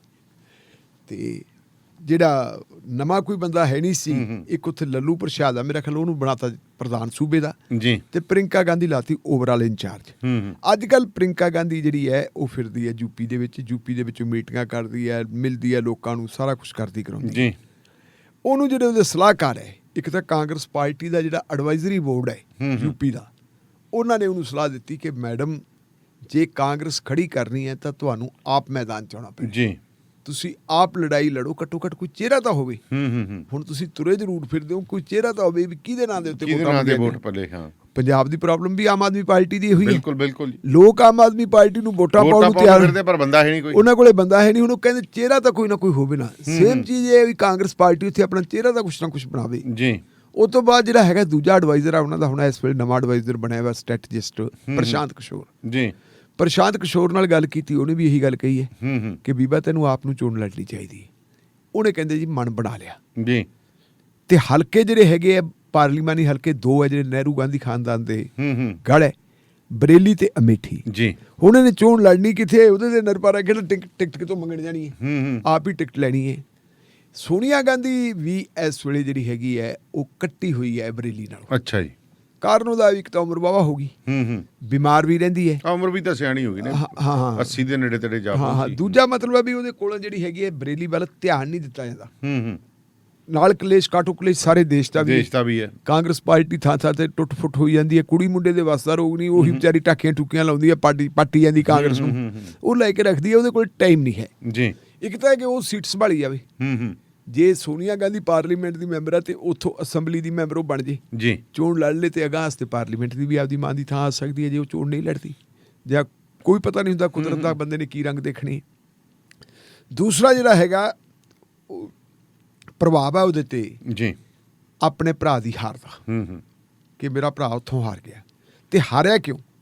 ਹਾਰਿਆ ਉਹ ਇਸ ਕਰਕੇ ਕਿਉਂਕਿ ਉਹ ਵੀ ਗਾਹੇ ਬਗਾਹੀ ਉੱਥੇ ਗੇੜਾ ਮਾਰਦਾ ਸੀ। ਜਿਹੜੀ ਉਹ ਬੀਬੀ ਹੈ ਸਿਮਰਤੀ ਇਰਾਨੀ, ਸਿਮਰਤੀ ਇਰਾਨੀ ਇੱਕ ਵਾਰੀ ਖੜੀ ਹੋਈ ਸੀ ਤੇ ਰਾਹੁਲ ਦੇ ਮੁਕਾਬਲੇ ਤੇ ਹਾਰ ਗਈ ਸੀ। ਲੇਕਿਨ ਸਿਮਰਤੀ ਇਰਾਨੀ ਨੇ ਉਸ ਹਲਕੇ ਦਾ ਖਹਿੜਾ ਨਹੀਂ ਛੱਡਿਆ ਸੀ। ਉਹ ਉੱਥੇ ਲਗਾਤਾਰ ਜਾਂਦੀ ਰਹੀ ਤੇ ਅੱਜ ਵੀ ਉਹ ਲੋਕਾਂ ਦੇ ਵਿੱਚ ਜਾਂਦੀ ਹੈ। ਜੇ ਉਹਦੇ ਨਾਲ ਉਹਦੀ ਅਟੈਚਮੈਂਟ ਰਹੀ ਤਾਂ ਆਮ ਤੌਰ ਤੇ ਦਾਨੇਵਾਲੀਆ ਸਾਹਿਬ, ਜੇ ਮੈਂ ਤੁਹਾਡੇ ਕੋਲੇ ਨਾਮ ਆ ਆਪਣਾ ਜਿਹੜਾ ਹੈਗਾ ਦੂਰੀ ਪੈਂਦਿਆਂ ਪੈ ਜਾਂਦੀ ਹੈ। ਬਿਲਕੁਲ। ਤੇ ਜਦੋਂ ਬੰਦਾ ਰੋਜ਼ ਵਰਤਦਾ, ਰਿਸ਼ਤੇਦਾਰੀ ਕਾਹਦੀ ਜੀ ਅੱਗੇ ਵਰਤਣ ਦੀ, ਹਾਂ ਖਾਣ ਪਾਣ ਸਾਂਝਾ ਹੋ ਜਾਂਦਾ ਬੰਦੇ ਦਾ, ਚਲੋ ਫਿਰ ਦੁੱਖ ਸੁੱਖ ਸਾਂਝਾ ਹੋ ਜਾਂਦਾ, ਫਿਰ ਆਪਣੇ ਭੇਦ ਸਾਂਝੇ ਹੋ ਜਾਂਦੇ, ਉਹ ਸਾਰਾ ਕੁਝ ਹੋ ਜਾਂਦਾ। ਜੇ ਤੁਸੀਂ ਲੋਕਾਂ 'ਚ ਜਾਓਗੇ, ਲੋਕਾਂ 'ਚ ਵਿਚਰੋਗੇ ਤਾਂ ਹੀ ਹੈ ਨਾ। ਹੁਣ ਪ੍ਰਿੰਕਾ ਗਾਂਧੀ ਇਹ ਸੋਚਦੀ ਹੈ ਵੀ ਦੋਨਾਂ ਥਾਵਾਂ ਤੋਂ ਇੱਕ ਥਾਂ ਦੇ ਉੱਤੇ ਖੜੀ ਹੋਵਾਂ ਮੈਂ। ਲੇਕਿਨ ਜਿਹੜੇ ਇਸ਼ਾਰੇ ਆ ਰਹੇ ਆ ਮੀਡੀਆ ਦੇ ਵਿੱਚ, ਉਹਦੇ 'ਚ ਉਹਦੀ ਤਰਜੀਹ ਜਿਹੜੀ ਹੋਊਗੀ ਉਹ ਅਮੇਠੀ ਨੂੰ ਹੋਊਗੀ। ਅਮੇਠੀ ਦੇ ਵਿੱਚ ਉਹ ਹੈ ਕਿਉਂਕਿ ਜਿਹੜੀ ਉਹ ਇਹ ਨਹੀਂ ਚਾਹੁੰਦੀ ਕਿ ਜਿਹੜਾ ਆਰਜੀ ਤੌਰ ਤੇ ਇੰਤਕਾਲ ਟੁੱਟਿਆ ਨਾ, ਉਹ ਇਹ ਕਿਤੇ ਪੱਕਾ ਨਾ ਸਿਮਰਤੀ ਇਰਾਨੀ ਨਾਲ ਹੋ ਜੇ ਹਾਂ ਉਹ ਮਤਲਬ ਉਹ ਇੰਤਕਾਲ ਤੋੜਨ ਦੇ ਵਿੱਚ ਜਿਵੇਂ ਆਪਾਂ ਕਹਿ ਦਿੰਦੇ ਹਾਂ ਨਾ ਵੀ ਤਹਿਸੀਲਦਾਰ ਨੇ ਤਾਂ ਇੰਤਕਾਲ ਦਿੱਤਾ ਕਰ ਤੇ ਉੱਪਰਲੀ ਅਦਾਲਤ ਦੇ ਵਿੱਚ ਐਪਲੀਕੇਸ਼ਨ ਪਾਈ ਵੀ ਹੈ ਜੀ ਵੀ ਮੇਰਾ ਇੰਤਕਾਲ ਤੋੜਿਆ ਜਾਵੇ, ਨਹੀਂ ਇਹਦਾ ਰਜਿਸਟਰੀ ਗਲਤ ਹੋਈ ਹੈ। ਹੁਣ ਉਹਨੇ ਉੱਪਰਲੀ ਅਦਾਲਤ ਜਿਹੜੀ ਹੈਗੀ ਜੀ ਉਹ ਲੋਕਾਂ ਦੀ ਅਦਾਲਤ ਹੈ, ਅਰਜੀ ਉੱਥੇ ਦੇਣੀ ਹੈ ਭਾਈ ਇਹ ਇੰਤਕਾਲ ਟੁੱਟਦਾ ਹੈ, ਜੇ ਤਾਂ ਉਹ ਇੰਤਕਾਲ ਟੁੱਟ ਗਿਆ ਜੀ ਫਿਰ ਠੀਕ ਹੈ। ਪਰ ਮੇਰਾ ਖਿਆਲ ਹੈ ਵੀ ਉਹ ਜਿਸ ਢੰਗ ਦੇ ਨਾਲ ਉਹਨੇ ਚੋਣ ਲੜਨੀ ਹੈ ਉਹ ਵਿਧਾਨ ਸਭਾ ਦੇ ਵਿੱਚੋਂ ਕੋਈ ਮਜ਼ਬੂਤ ਵਿਧਾਨ ਸਭਾ ਹਲਕਾ ਦੇਖੂਗੀ ਅਮੇਠੀ ਦੇ ਵਿੱਚੋਂ, ਫਿਰ ਉਹ ਜਿੱਤ ਵੀ ਸਕਦੀ ਹੈ। ਔਰ ਜੇ ਉਹ ਖੜੀ ਹੁੰਦੀ ਹੈ ਤਾਂ ਉਹਦੇ ਨਾਲ ਇਹ ਹੈ ਕਿ ਆਲੇ ਦੁਆਲੇ ਵੀ ਉਹਦਾ ਥੋੜਾ ਬਹੁਤਾ ਅਸਰ ਤਾਂ ਪੈਂਦਾ ਹੀ ਹੈ। ਮੈਂ ਬਹੁਤ ਸਾਰੇ ਲੋਕ ਇਹ ਕਹਿੰਦੇ ਵੀ ਕੈਪਟਨ ਅਮਰਿੰਦਰ ਸਿੰਘ ਨੂੰ ਲੰਬੀ ਤੋਂ ਕਿਉਂ ਖੜਾ ਹੋਇਆ, ਕਈ ਕਹਿੰਦੇ ਆ ਜੀ ਉਹ ਤਾਂ ਆਮ ਆਦਮੀ ਪਾਰਟੀ ਨੂੰ ਹਰਾਉਣ ਵਾਸਤੇ ਤੇ ਬਾਦਲ ਨੂੰ ਜਿਤਾਉਣ ਵਾਸਤੇ ਖੜਾ ਹੈ। ਜੇ ਅਮਰਿੰਦਰ ਸਿੰਘ ਲੰਬੀ ਤੇ ਖੜਾ ਨਾ ਹੁੰਦਾ ਕੀ ਤੁਹਾਡਾ ਖਿਆਲ ਹੈ ਵੀ ਅਜੈਬ ਸਿੰਘ ਭੱਟੀ ਮਲੋਟ ਤੋਂ ਜਿੱਤ ਜਾਂਦਾ? ਪਿਆ ਅਸਰ ਪਿਆ, ਬੱਲੂਆਣੇ ਤੋਂ ਦਾਨਾ ਰਾਮ ਜਿੱਤ ਆਪਣਾ ਨੱਥੂ ਰਾਮ ਜਿੱਤ ਜਾਂਦਾ। ਆਲੇ ਦੁਆਲੇ ਦੀਆਂ ਕਿੰਨੀਆਂ ਸੀਟਾਂ ਦੇ ਅਸਰ ਪਿਆ ਪੈਂਦਾ ਅਸਰ ਜਦੋਂ ਕੋਈ ਵੱਡਾ ਬੰਦਾ ਜਾਂ ਜਿਹੜਾ ਕੋਈ ਜਿਹਨੂੰ ਆਪਾਂ ਸੈਲੀਬ੍ਰਿਟੀ ਕਹਿ ਦਈਏ, ਵੱਡਾ ਲੀਡਰ ਕਹਿ ਕੇ ਉਹ ਚੋਣ ਲੜਦਾ, ਉਸ ਇਲਾਕੇ 'ਚ ਅਸਰ ਪੈਂਦਾ ਜੀ। ਤੇ ਢਿੱਲੋਂ ਸਾਹਿਬ ਇਹ ਤਾਂ ਪੈਂਦਾ ਚੋਣ ਦਾ ਅਸਰ। ਜੇਕਰ ਗੱਲ ਕਰੀਏ ਤਾਂ ਟ੍ਰਿਬਿਊਨਲਾਂ 'ਚ ਜਿਹੜੇ ਟ੍ਰਿਬਿਊਨਲ ਹੁੰਦੇ ਆ ਵੈਸੇ ਹੁੰਦੇ ਤਾਂ ਪਸੀਦਾ ਬੰਦਿਆਂ ਨੂੰ ਸੈੱਟ ਕਰਨ ਵਾਸਤੇ ਹੀ ਹੈ, ਤੇ ਗੱਲ ਸੁਪਰੀਮ ਕੋਰਟ ਨੇ ਉੱਤੇ ਮੋਹਰ ਵੀ ਲਾਤੀ ਹੈ। ਨਹੀਂ, ਦੋ ਗੱਲਾਂ ਜੀ। ਟ੍ਰਿਬਿਊਨਲ ਜਿਹੜੇ ਦੋ ਕਿਸਮ ਦੇ ਹੁੰਦੇ, ਵੈਸੇ ਕਈ ਵਾਰੀ ਤਾਂ ਜਿਹੜੀਆਂ ਇਹਨਾਂ ਨੂੰ ਕਹਿ ਜਾਂਦੇ ਵੀ ਪੋਲੀਟੀਕਲ ਜਿਹੜੀ ਹੈਗੀ ਅਪੁਆਇੰਟਮੈਂਟ ਹੁੰਦੀ ਜੀ ਰਾਜਨੀਤਿਕ ਅਪੁਆਇੰਟਮੈਂਟ ਹੁੰਦੀ ਹੈ। ਲੇਕਿਨ ਜੇ ਆਪਾਂ ਦੂਸਰੇ ਪਾਸੇ ਦੇਖੀਏ ਇਸ ਵੇਲੇ ਤੁਸੀਂ ਇਹ ਦੇਖੋ ਕਿ ਜਿਹੜੇ ਕੇਸ ਕਿੰਨੇ ਪੈਂਡਿੰਗ ਪਏ ਹੈ ਜੀ। ਸੁਪਰੀਮ ਕੋਰਟ ਦੇ ਵਿੱਚ ਕੇਸਾਂ ਦਾ ਭੰਡਾਰ ਲੱਗਿਆ ਪਿਆ ਹੈ, ਹਾਈ ਕੋਰਟਾਂ 'ਚ ਕੇਸਾਂ ਦੇ ਭੰਡਾਰ ਲੱਗੇ ਪਏ ਹੈ, ਲੋਅਰ ਕੋਰਟਾਂ ਦਾ ਤਾਂ ਮੇਰਾ ਖਿਆਲ ਕੋਈ ਲੇਖਾ ਦੁਖਾ ਹੀ ਹੈ ਨਹੀਂ ਕਿੰਨੀ ਹੈ। ਜੱਜਾਂ ਦੀ ਗਿਣਤੀ ਦਿਨ ਬ ਦਿਨ ਘਟ ਰਹੀ ਹੈ। ਕਲੋਜੀਅਮ ਵੱਲੋਂ ਜਿਹੜੀਆਂ ਸਿਫਾਰਿਸ਼ਾਂ ਕੀਤੀਆਂ ਜਾਂਦੀਆਂ ਸੈਂਟਰ ਕਈ ਵਾਰੀ ਉਹਨਾਂ ਨੂੰ ਇਗਨੋਰ ਕਰ ਦਿੰਦਾ ਹੈ, ਲੰਬਾ ਸਮਾਂ ਦੱਬ ਕੇ ਬੈਠਾ ਰਹਿੰਦਾ ਹੈ, ਕਿਉਂਕਿ ਸੈਂਟਰ ਦੇ ਵਿੱਚ ਜਿਹਦੀ ਸਰਕਾਰ ਹੁੰਦੀ ਹੈ ਉਹ ਆਪਣੀ ਵਿਚਾਰਧਾਰਾ ਵਾਲਾ ਬੰਦਿਆਂ ਨੂੰ ਤਰਜੀਹ ਦਿੰਦੇ ਆ। ਕਲੋਜੀਅਮ ਵਾਲੇ ਜਿਹੜੇ ਹੈਗੇ ਆ ਉਹ ਕਈ ਵਾਰੀ ਮੈਰਿਟ ਦੇ ਆਧਾਰ ਤੇ ਬੰਦਿਆਂ ਦੀ ਚੋਣ ਕਰਦੇ, ਤੇ ਕਈ ਵਾਰੀ ਭਾਈ ਫਿਰ ਉਹਨਾਂ ਦੇ ਵੀ ਪੁੱਤ ਭਤੀਜੇ ਹੁੰਦੇ ਆ ਵੀ ਅੰਕਲ ਜੱਜਾਂ ਵਾਲੀ ਗੱਲ ਹੈ ਕਿ ਐਤਕੀ ਤੇਰੇ ਮੁੰਡੇ ਨੂੰ ਕਰ ਦਿਓ, ਉਦੋਂ ਬਾਅਦ ਮੇਰੇ ਮੁੰਡੇ ਨੂੰ ਕਰ ਦਿਓ, ਮਤਲਬ ਇਸ ਤਰ੍ਹਾਂ ਦੀਆਂ ਗੱਲਾਂ ਬਾਤਾਂ ਹੁੰਦੀਆਂ। ਇਹਦੇ ਬਾਵਜੂਦ ਮਤਲਬ ਜਿਹੜਾ ਸਿਲਸਿਲਾ ਕਾਫੀ ਮਤਲਬ ਜਿਹੜੀ ਹੈ ਪ੍ਰੈਸ਼ਰ ਰਹਿੰਦਾ ਜੁਡੀਸ਼ਰੀ ਤੇ ਜੀ। ਉਦੋਂ ਇਹ ਹੁੰਦਾ ਹੈ ਕਿ ਬਹੁਤ ਸਾਰੇ ਕੰਮ ਜਿਹੜੇ ਹੋਇਆ ਤੁਸੀਂ ਟ੍ਰਿਬਿਊਨਲ ਬਣਾ ਦਿਓ, ਰਿਟਾਇਰਡ ਜੱਜਾਂ ਨੂੰ ਟ੍ਰਿਬਿਊਨਲਾਂ ਚਲਾ ਦਿਓ।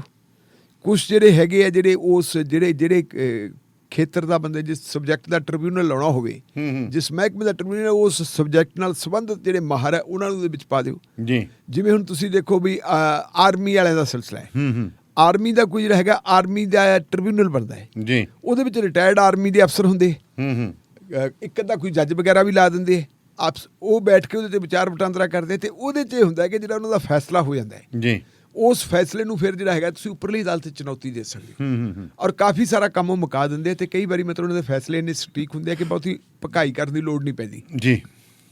ਜਿਵੇਂ ਆਪਾਂ ਕਹਿ ਦਿੰਦੇ ਥੋੜਾ ਕੈਟ ਵਾਲੇ ਸੈਂਟਰਲ ਐਡਮਿਨਿਸਟ੍ਰੇਟਿਵ ਟ੍ਰਿਬਿਊਨਲ ਵਗੈਰਾ, ਇਹਨਾਂ ਦੇ ਫੈਸਲੇ ਬੜੇ ਵਧੀਆ ਹੁੰਦੇ, ਉਹ ਇਸ ਤਰ੍ਹਾਂ ਦੇ ਫੈਸਲੇ ਸੀ। ਤੇ ਇਹ ਹੋਇਆ ਵੀ ਕੀਤਾ ਕੀ ਜਾਵੇ ਜੀ। ਕਰੋਨਾ ਦੇ ਯੁੱਗ ਦੇ ਵਿੱਚ ਇੱਕ ਜਿਹੜੀ ਸਰਚ ਕਮੇਟੀ ਬਣਾਈ ਗਈ, ਉਸ ਸਰਚ ਕਮੇਟੀ ਦੇ ਵਿੱਚ ਜੱਜਾਂ ਨੂੰ ਪਾਇਆ ਗਿਆ ਜੀ, ਤੇ ਜੱਜਾਂ ਨੇ ਚੱਕ ਕੇ ਜੀ ਮਤਲਬ ਸਾਰੇ ਦੇਸ਼ ਦੇ ਵਿੱਚ ਵੱਖ-ਵੱਖ ਥਾਵਾਂ ਤੇ ਗਏ ਤੇ ਬਹੁਤ ਸਾਰੇ ਬੰਦਿਆਂ ਦੀਆਂ ਇੰਟਰਵਿਊਜ਼ ਲਈਆਂ ਜੀ। ਜਿਨ੍ਹਾਂ ਬੰਦਿਆਂ ਦੀਆਂ ਇੰਟਰਵਿਊਜ਼ ਲਈਆਂ ਉਹਨਾਂ ਦੇ ਵਿੱਚ ਕੌਣ ਕਿਸ ਕਿਸਮ ਦੇ ਬੰਦੇ ਆ, ਉਹਦੇ ਵਿੱਚ ਤਕਨੀਕੀ ਬੰਦੇ ਵੀ ਹੈ, ਟੈਕਨੀਕਲ ਹੈ ਜਿਹੜੇ ਵਿਸ਼ਿਆਂ ਨਾਲ ਸੰਬੰਧਿਤ ਹੈ, ਤੇ ਕੁਛ ਜੱਜ ਵੀ ਹੈ ਜੀ। ਉਹਨਾਂ ਨੇ ਇੱਕ ਲਿਸਟ ਬਣਾ ਕੇ ਦਿੱਤੀ ਜੀ, ਆਹ ਲਓ ਆਹ ਲਿਸਟ ਜਿਹੜੇ ਹੈਗੇ ਇਹ ਲਿਸਟ ਦੇ ਵਿੱਚੋਂ ਤੁਸੀਂ ਆਪਣੇ ਜਿਹੜੇ ਟ੍ਰਿਬਿਊਨਲ ਦੇ ਹੈੱਡ ਚੱਕ ਲਓ ਜੀ, ਇਹਨਾਂ ਦੇ ਵਿੱਚੋਂ ਮੈਂਬਰ ਚੱਕ ਲਓ।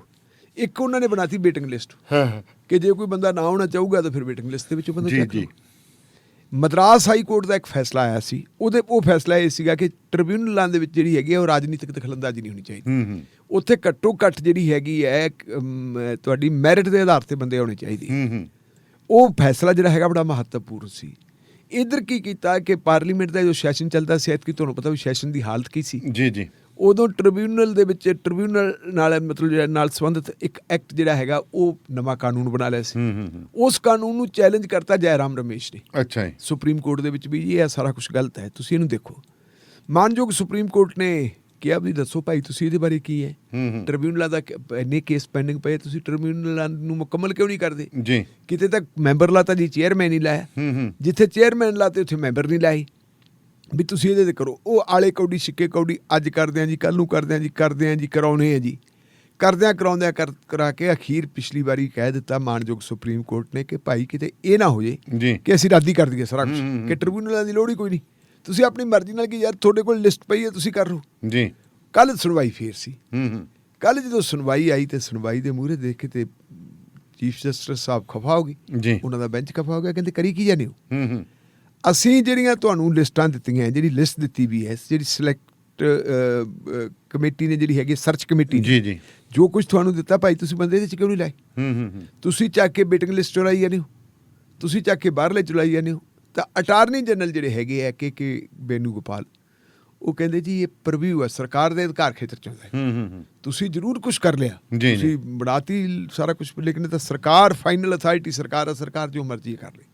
ਇੱਥੇ ਫਿਰ ਮਾਨਯੋਗ ਸੁਪਰੀਮ ਕੋਰਟ ਪੈ ਗਈ। ਉਹ ਕਹਿੰਦੇ ਵੀ ਜੇ ਸਰਕਾਰ ਨੇ ਸਾਰਾ ਕੁਝ ਕਰਨਾ ਤਾਂ ਸਰਚ ਕਮੇਟੀ ਕਿਉਂ ਬਣਾਈ। ਜੀ ਉਹ ਕਹਿੰਦੇ ਵੀ ਇਹ ਡੈਮੋਕ੍ਰੈਟਿਕ ਦੇਸ਼ ਹੈ, ਇਸ ਡੈਮੋਕ੍ਰੈਟਿਕ ਦੇਸ਼ ਦੇ ਵਿੱਚ ਸਾਡੀ ਵੀ ਭੂਮਿਕਾ ਹੈ। ਹੂੰ ਇੱਥੇ ਮੀਡੀਆ ਦੀ ਵੀ ਭੂਮਿਕਾ, ਜਿਵੇਂ ਆਪਾਂ ਕਹਿੰਦੇ 4 ਪਿੱਲਰ ਹੈ ਡੈਮੋਕ੍ਰੇਸੀ ਦੇ। ਉਹ ਕਹਿੰਦੇ ਵੀ ਕਰੋਨਾ ਦੇ ਦੌਰ ਦੇ ਵਿੱਚ ਅਸੀਂ ਦੂਰ ਦਰੇਡੇ ਜਾ ਕੇ ਥੱਲੇ ਤੱਕ ਜਾ ਕੇ ਲੋਕਾਂ ਦੀ ਇੰਟਰਵਿਊ ਕੀਤੀ। ਅਸੀਂ ਇੱਕ ਲਿਸਟ ਤਿਆਰ ਕਰਤੀ, ਜਿਸ ਬੰਦੇ ਦਾ ਸਾਲ ਰਹਿੰਦਾ ਹੈ ਤੁਸੀਂ ਅੱਜ ਉਹਨੂੰ ਚੱਕ ਕੇ ਟ੍ਰਿਬਿਊਨਲ ਦੇ ਵਿੱਚ ਲਾਓ। ਕਹਿੰਦੇ ਫਿਰ ਜੱਜ ਤਾਂ ਨਹੀਂ ਕੋਈ ਟ੍ਰਿਬਿਊਨਲ 'ਚ ਸਾਲ ਦੀ ਖਾਤਰ ਜ਼ਿਆਦਾ।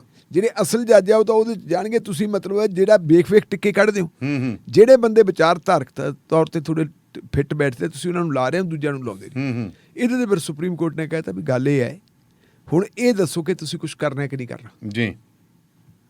ਜਾਂ ਤਾਂ ਤੁਸੀਂ ਜੇ ਕੁਝ ਨਹੀਂ ਕਰਨਾ ਤਾਂ ਫਿਰ ਅਸੀਂ ਆਰਡਰ ਪਾਸ ਕਰਦੇ ਹਾਂ। ਜਦੋਂ ਆਰਡਰ ਪਾਸ ਗੱਲ ਕਰਨ ਦੀ ਆ ਗਈ, ਫਿਰ ਕਹਿੰਦੇ ਜੀ ਕੋਈ ਗੱਲ ਨਹੀਂ, ਮੈਨੂੰ ਸੁਪਰੀਮ ਕੋਰਟ ਆਪਣਾ ਮੇਰੀ ਸਰਕਾਰ ਨੇ ਜਿਨ੍ਹਾਂ ਨੇ ਮੈਨੂੰ ਭੇਜਿਆ ਉਹਨਾਂ ਨਾਲ ਰਾਏ ਮਸ਼ਵਰਾ ਕਰਦੇ ਹਾਂ, ਅਸੀਂ ਜ਼ਰੂਰ ਕੁਝ ਕਰਾਂਗੇ। ਹੁਣ ਇੱਥੇ ਤੁਸੀਂ ਦੇਖੋ ਕਿ ਪਹਿਲਾਂ ਦਬਕਾਉਂਦੇ ਹੈ ਜੁਡੀਸ਼ਰੀ ਨੂੰ। ਜੇ ਤਾਂ ਜੁਡੀਸ਼ਰੀ ਦਬਕਾ ਮੰਨ ਗਈ, ਜਿਵੇਂ ਪਹਿਲੇ ਚੀਫ ਜਸਟਿਸ ਮੰਨਦੇ ਰਹੇ, ਫਿਰ ਤਾਂ ਆਪਦੀ ਗੱਲ ਚਲਾ ਲਈ। ਤੇ ਜੇ ਜੁਡੀਸ਼ਰੀ ਨੇ ਕਹਿਤਾ ਵੀ ਨਹੀਂ, ਫਿਰ ਅਸੀਂ ਵੀ ਆਪਦੀ ਭੂਮਿਕਾ ਨਿਭਾਵਾਂਗੇ, ਸਾਡੇ ਕੋਲੇ ਵੀ ਆਰਡਰ ਦੇਣ ਦੇ ਹੁਕਮ ਹੈਗੇ। ਜੀ ਤੇ ਉਹ ਤੋਂ ਬਾਅਦ ਫਿਰ ਸਰਕਾਰ ਦਾ ਕੀ ਬਣੂ। ਫਿਰ ਸਰਕਾਰ ਥੋੜੀ ਜਿਹੀ ਪੋਲੀ ਹੋ ਜਾਂਦੀ ਹੈ। ਸੋ ਦੇਖਦੇ ਆਉਣ ਵਾਲੇ ਦਿਨਾਂ 'ਚ ਕੀ ਹੁੰਦਾ। ਥੋੜੀ ਜਿਹੀ ਪੋਲੀ ਤਾਂ ਸਰਕਾਰ ਹੋਈ ਹੈ, ਪਰ ਅਦਾਲਤਾਂ ਦਾ ਜਿਵੇਂ ਮਾਨ ਸਤਿਕਾਰ ਹੋਣਾ ਚਾਹੀਦਾ ਉਹ ਹੈ ਨਹੀਂ। ਢਿੱਲੋਂ ਸਾਹਿਬ ਗੱਲ ਤਾਂ ਇਹ ਹੈ ਵੀ ਆ ਕੱਲੀਆਂ ਅਦਾਲਤਾਂ ਦਾ ਕੀ ਕਰੀਏ, ਜਿੰਨੀਆਂ ਕਨਸਟੀਟਿਊਸ਼ਨਲ ਬੋਡੀਜ਼ ਹੈ, ਜੇ ਕਨਸਟੀਟਿਊਸ਼ਨ ਦਾ ਹੀ ਮਾਨ ਸਤਿਕਾਰ ਨਹੀਂ ਰਹਿਣ ਦਿੱਤਾ, ਫਿਰ ਮਗਰ ਕੀ ਰਹਿ ਗਿਆ। ਬਿਲਕੁਲ ਦੇਖੋ ਗੱਲ ਤਾਂ ਇਹੀ ਹੈ ਨਾ, ਗੱਲ ਚੁੰਡੀਆਂ ਵੱਡ ਬੰਦਾ ਦੇਖਦਾ ਨਾ। ਪਹਿਲਾਂ ਤਾਂ ਕਹਿੰਦੇ ਜਦੋਂ ਚੋਰ ਨੇ ਜਿਹੜੇ, ਉਹ ਪਹਿਲਾਂ ਆਲੇ ਦੁਆਲੇ ਆ ਕੇ ਨਾ ਉਹੀ ਡੰਡੇ ਜੇ ਮਾਰ ਕੇ ਲੰਘ ਜਾਂਦੇ ਸੀ, ਤਾਂ ਉਹੀ ਲੰਘੇ ਸੀ। ਜਦੋਂ ਵੇਖ ਲੈਂਦੇ ਵੀ ਅਸੀਂ ਸਾਡੀ ਪੈੜ ਚਾਲ ਨੂੰ ਕੋਈ ਨੋਟ ਨਹੀਂ ਕਰਦਾ, ਫਿਰ ਅਗਲੇ ਪਹਿਲਾਂ ਰੱਸਾ ਖੁੱਲ ਗਏ, ਢਿੱਲਾ ਕਰ ਗਏ, ਹੈ ਨੀ। ਹਾਂਜੀ ਤੁਸੀਂ ਚੋਰਾਂ ਦਾ ਕੀ ਦੇਖਣਾ, ਤੁਸੀਂ ਰਸੋਈ ਦਾ ਗੇਟ ਖੋਲ੍ਹਤਾ ਤੇ ਬਿੱਲੀ ਕਿਸ ਹਿਸਾਬ ਨਾਲ ਆਉਂਦੀ ਹੈ, ਹਾਂ, ਪੋਲੇ ਪੈਰੀ ਬਸ। ਤੇ ਜਦੋਂ ਪਤਾ ਲੱਗਦਾ ਝਾਕਦੇ ਤਾਂ ਫਿਰ ਸਪੀਡ ਪੱਟ ਲੈਂਦੇ ਜੀ। ਸੋ ਬਿਲਕੁਲ ਜੀ, ਪ੍ਰੋਗਰਾਮ ਸ਼ਮਾਦਾਨ ਬਾਦਸਤੂਰ ਇਸੇ ਤਰ੍ਹਾਂ ਜਾਰੀ ਰਹੇਗਾ। ਸੋ ਜੁੜੇ ਰਹੋ ਰੇਡੀਓ ਪੰਜਾਬ ਟੂਡੇ ਨਾਲ। ਜੇਕਰ ਤੁਸੀਂ ਵੀ ਰੇਡੀਓ ਪੰਜਾਬ ਟੂਡੇ ਦੇ ਨਾਲ ਜੁੜਨਾ ਚਾਹੁੰਦੇ ਹੋ ਕਿਸੇ ਵੀ ਜਗ੍ਹਾ ਤੋਂ ਬਤੌਰ ਪੱਤਰਕਾਰ ਜਾਂ ਹੋਸਟ, ਤਾਂ ਤੁਸੀਂ ਮੇਰੇ ਨਾਲ ਸੰਪਰਕ ਕਰ ਸਕਦੇ ਹੋ 9780141741 97801 41741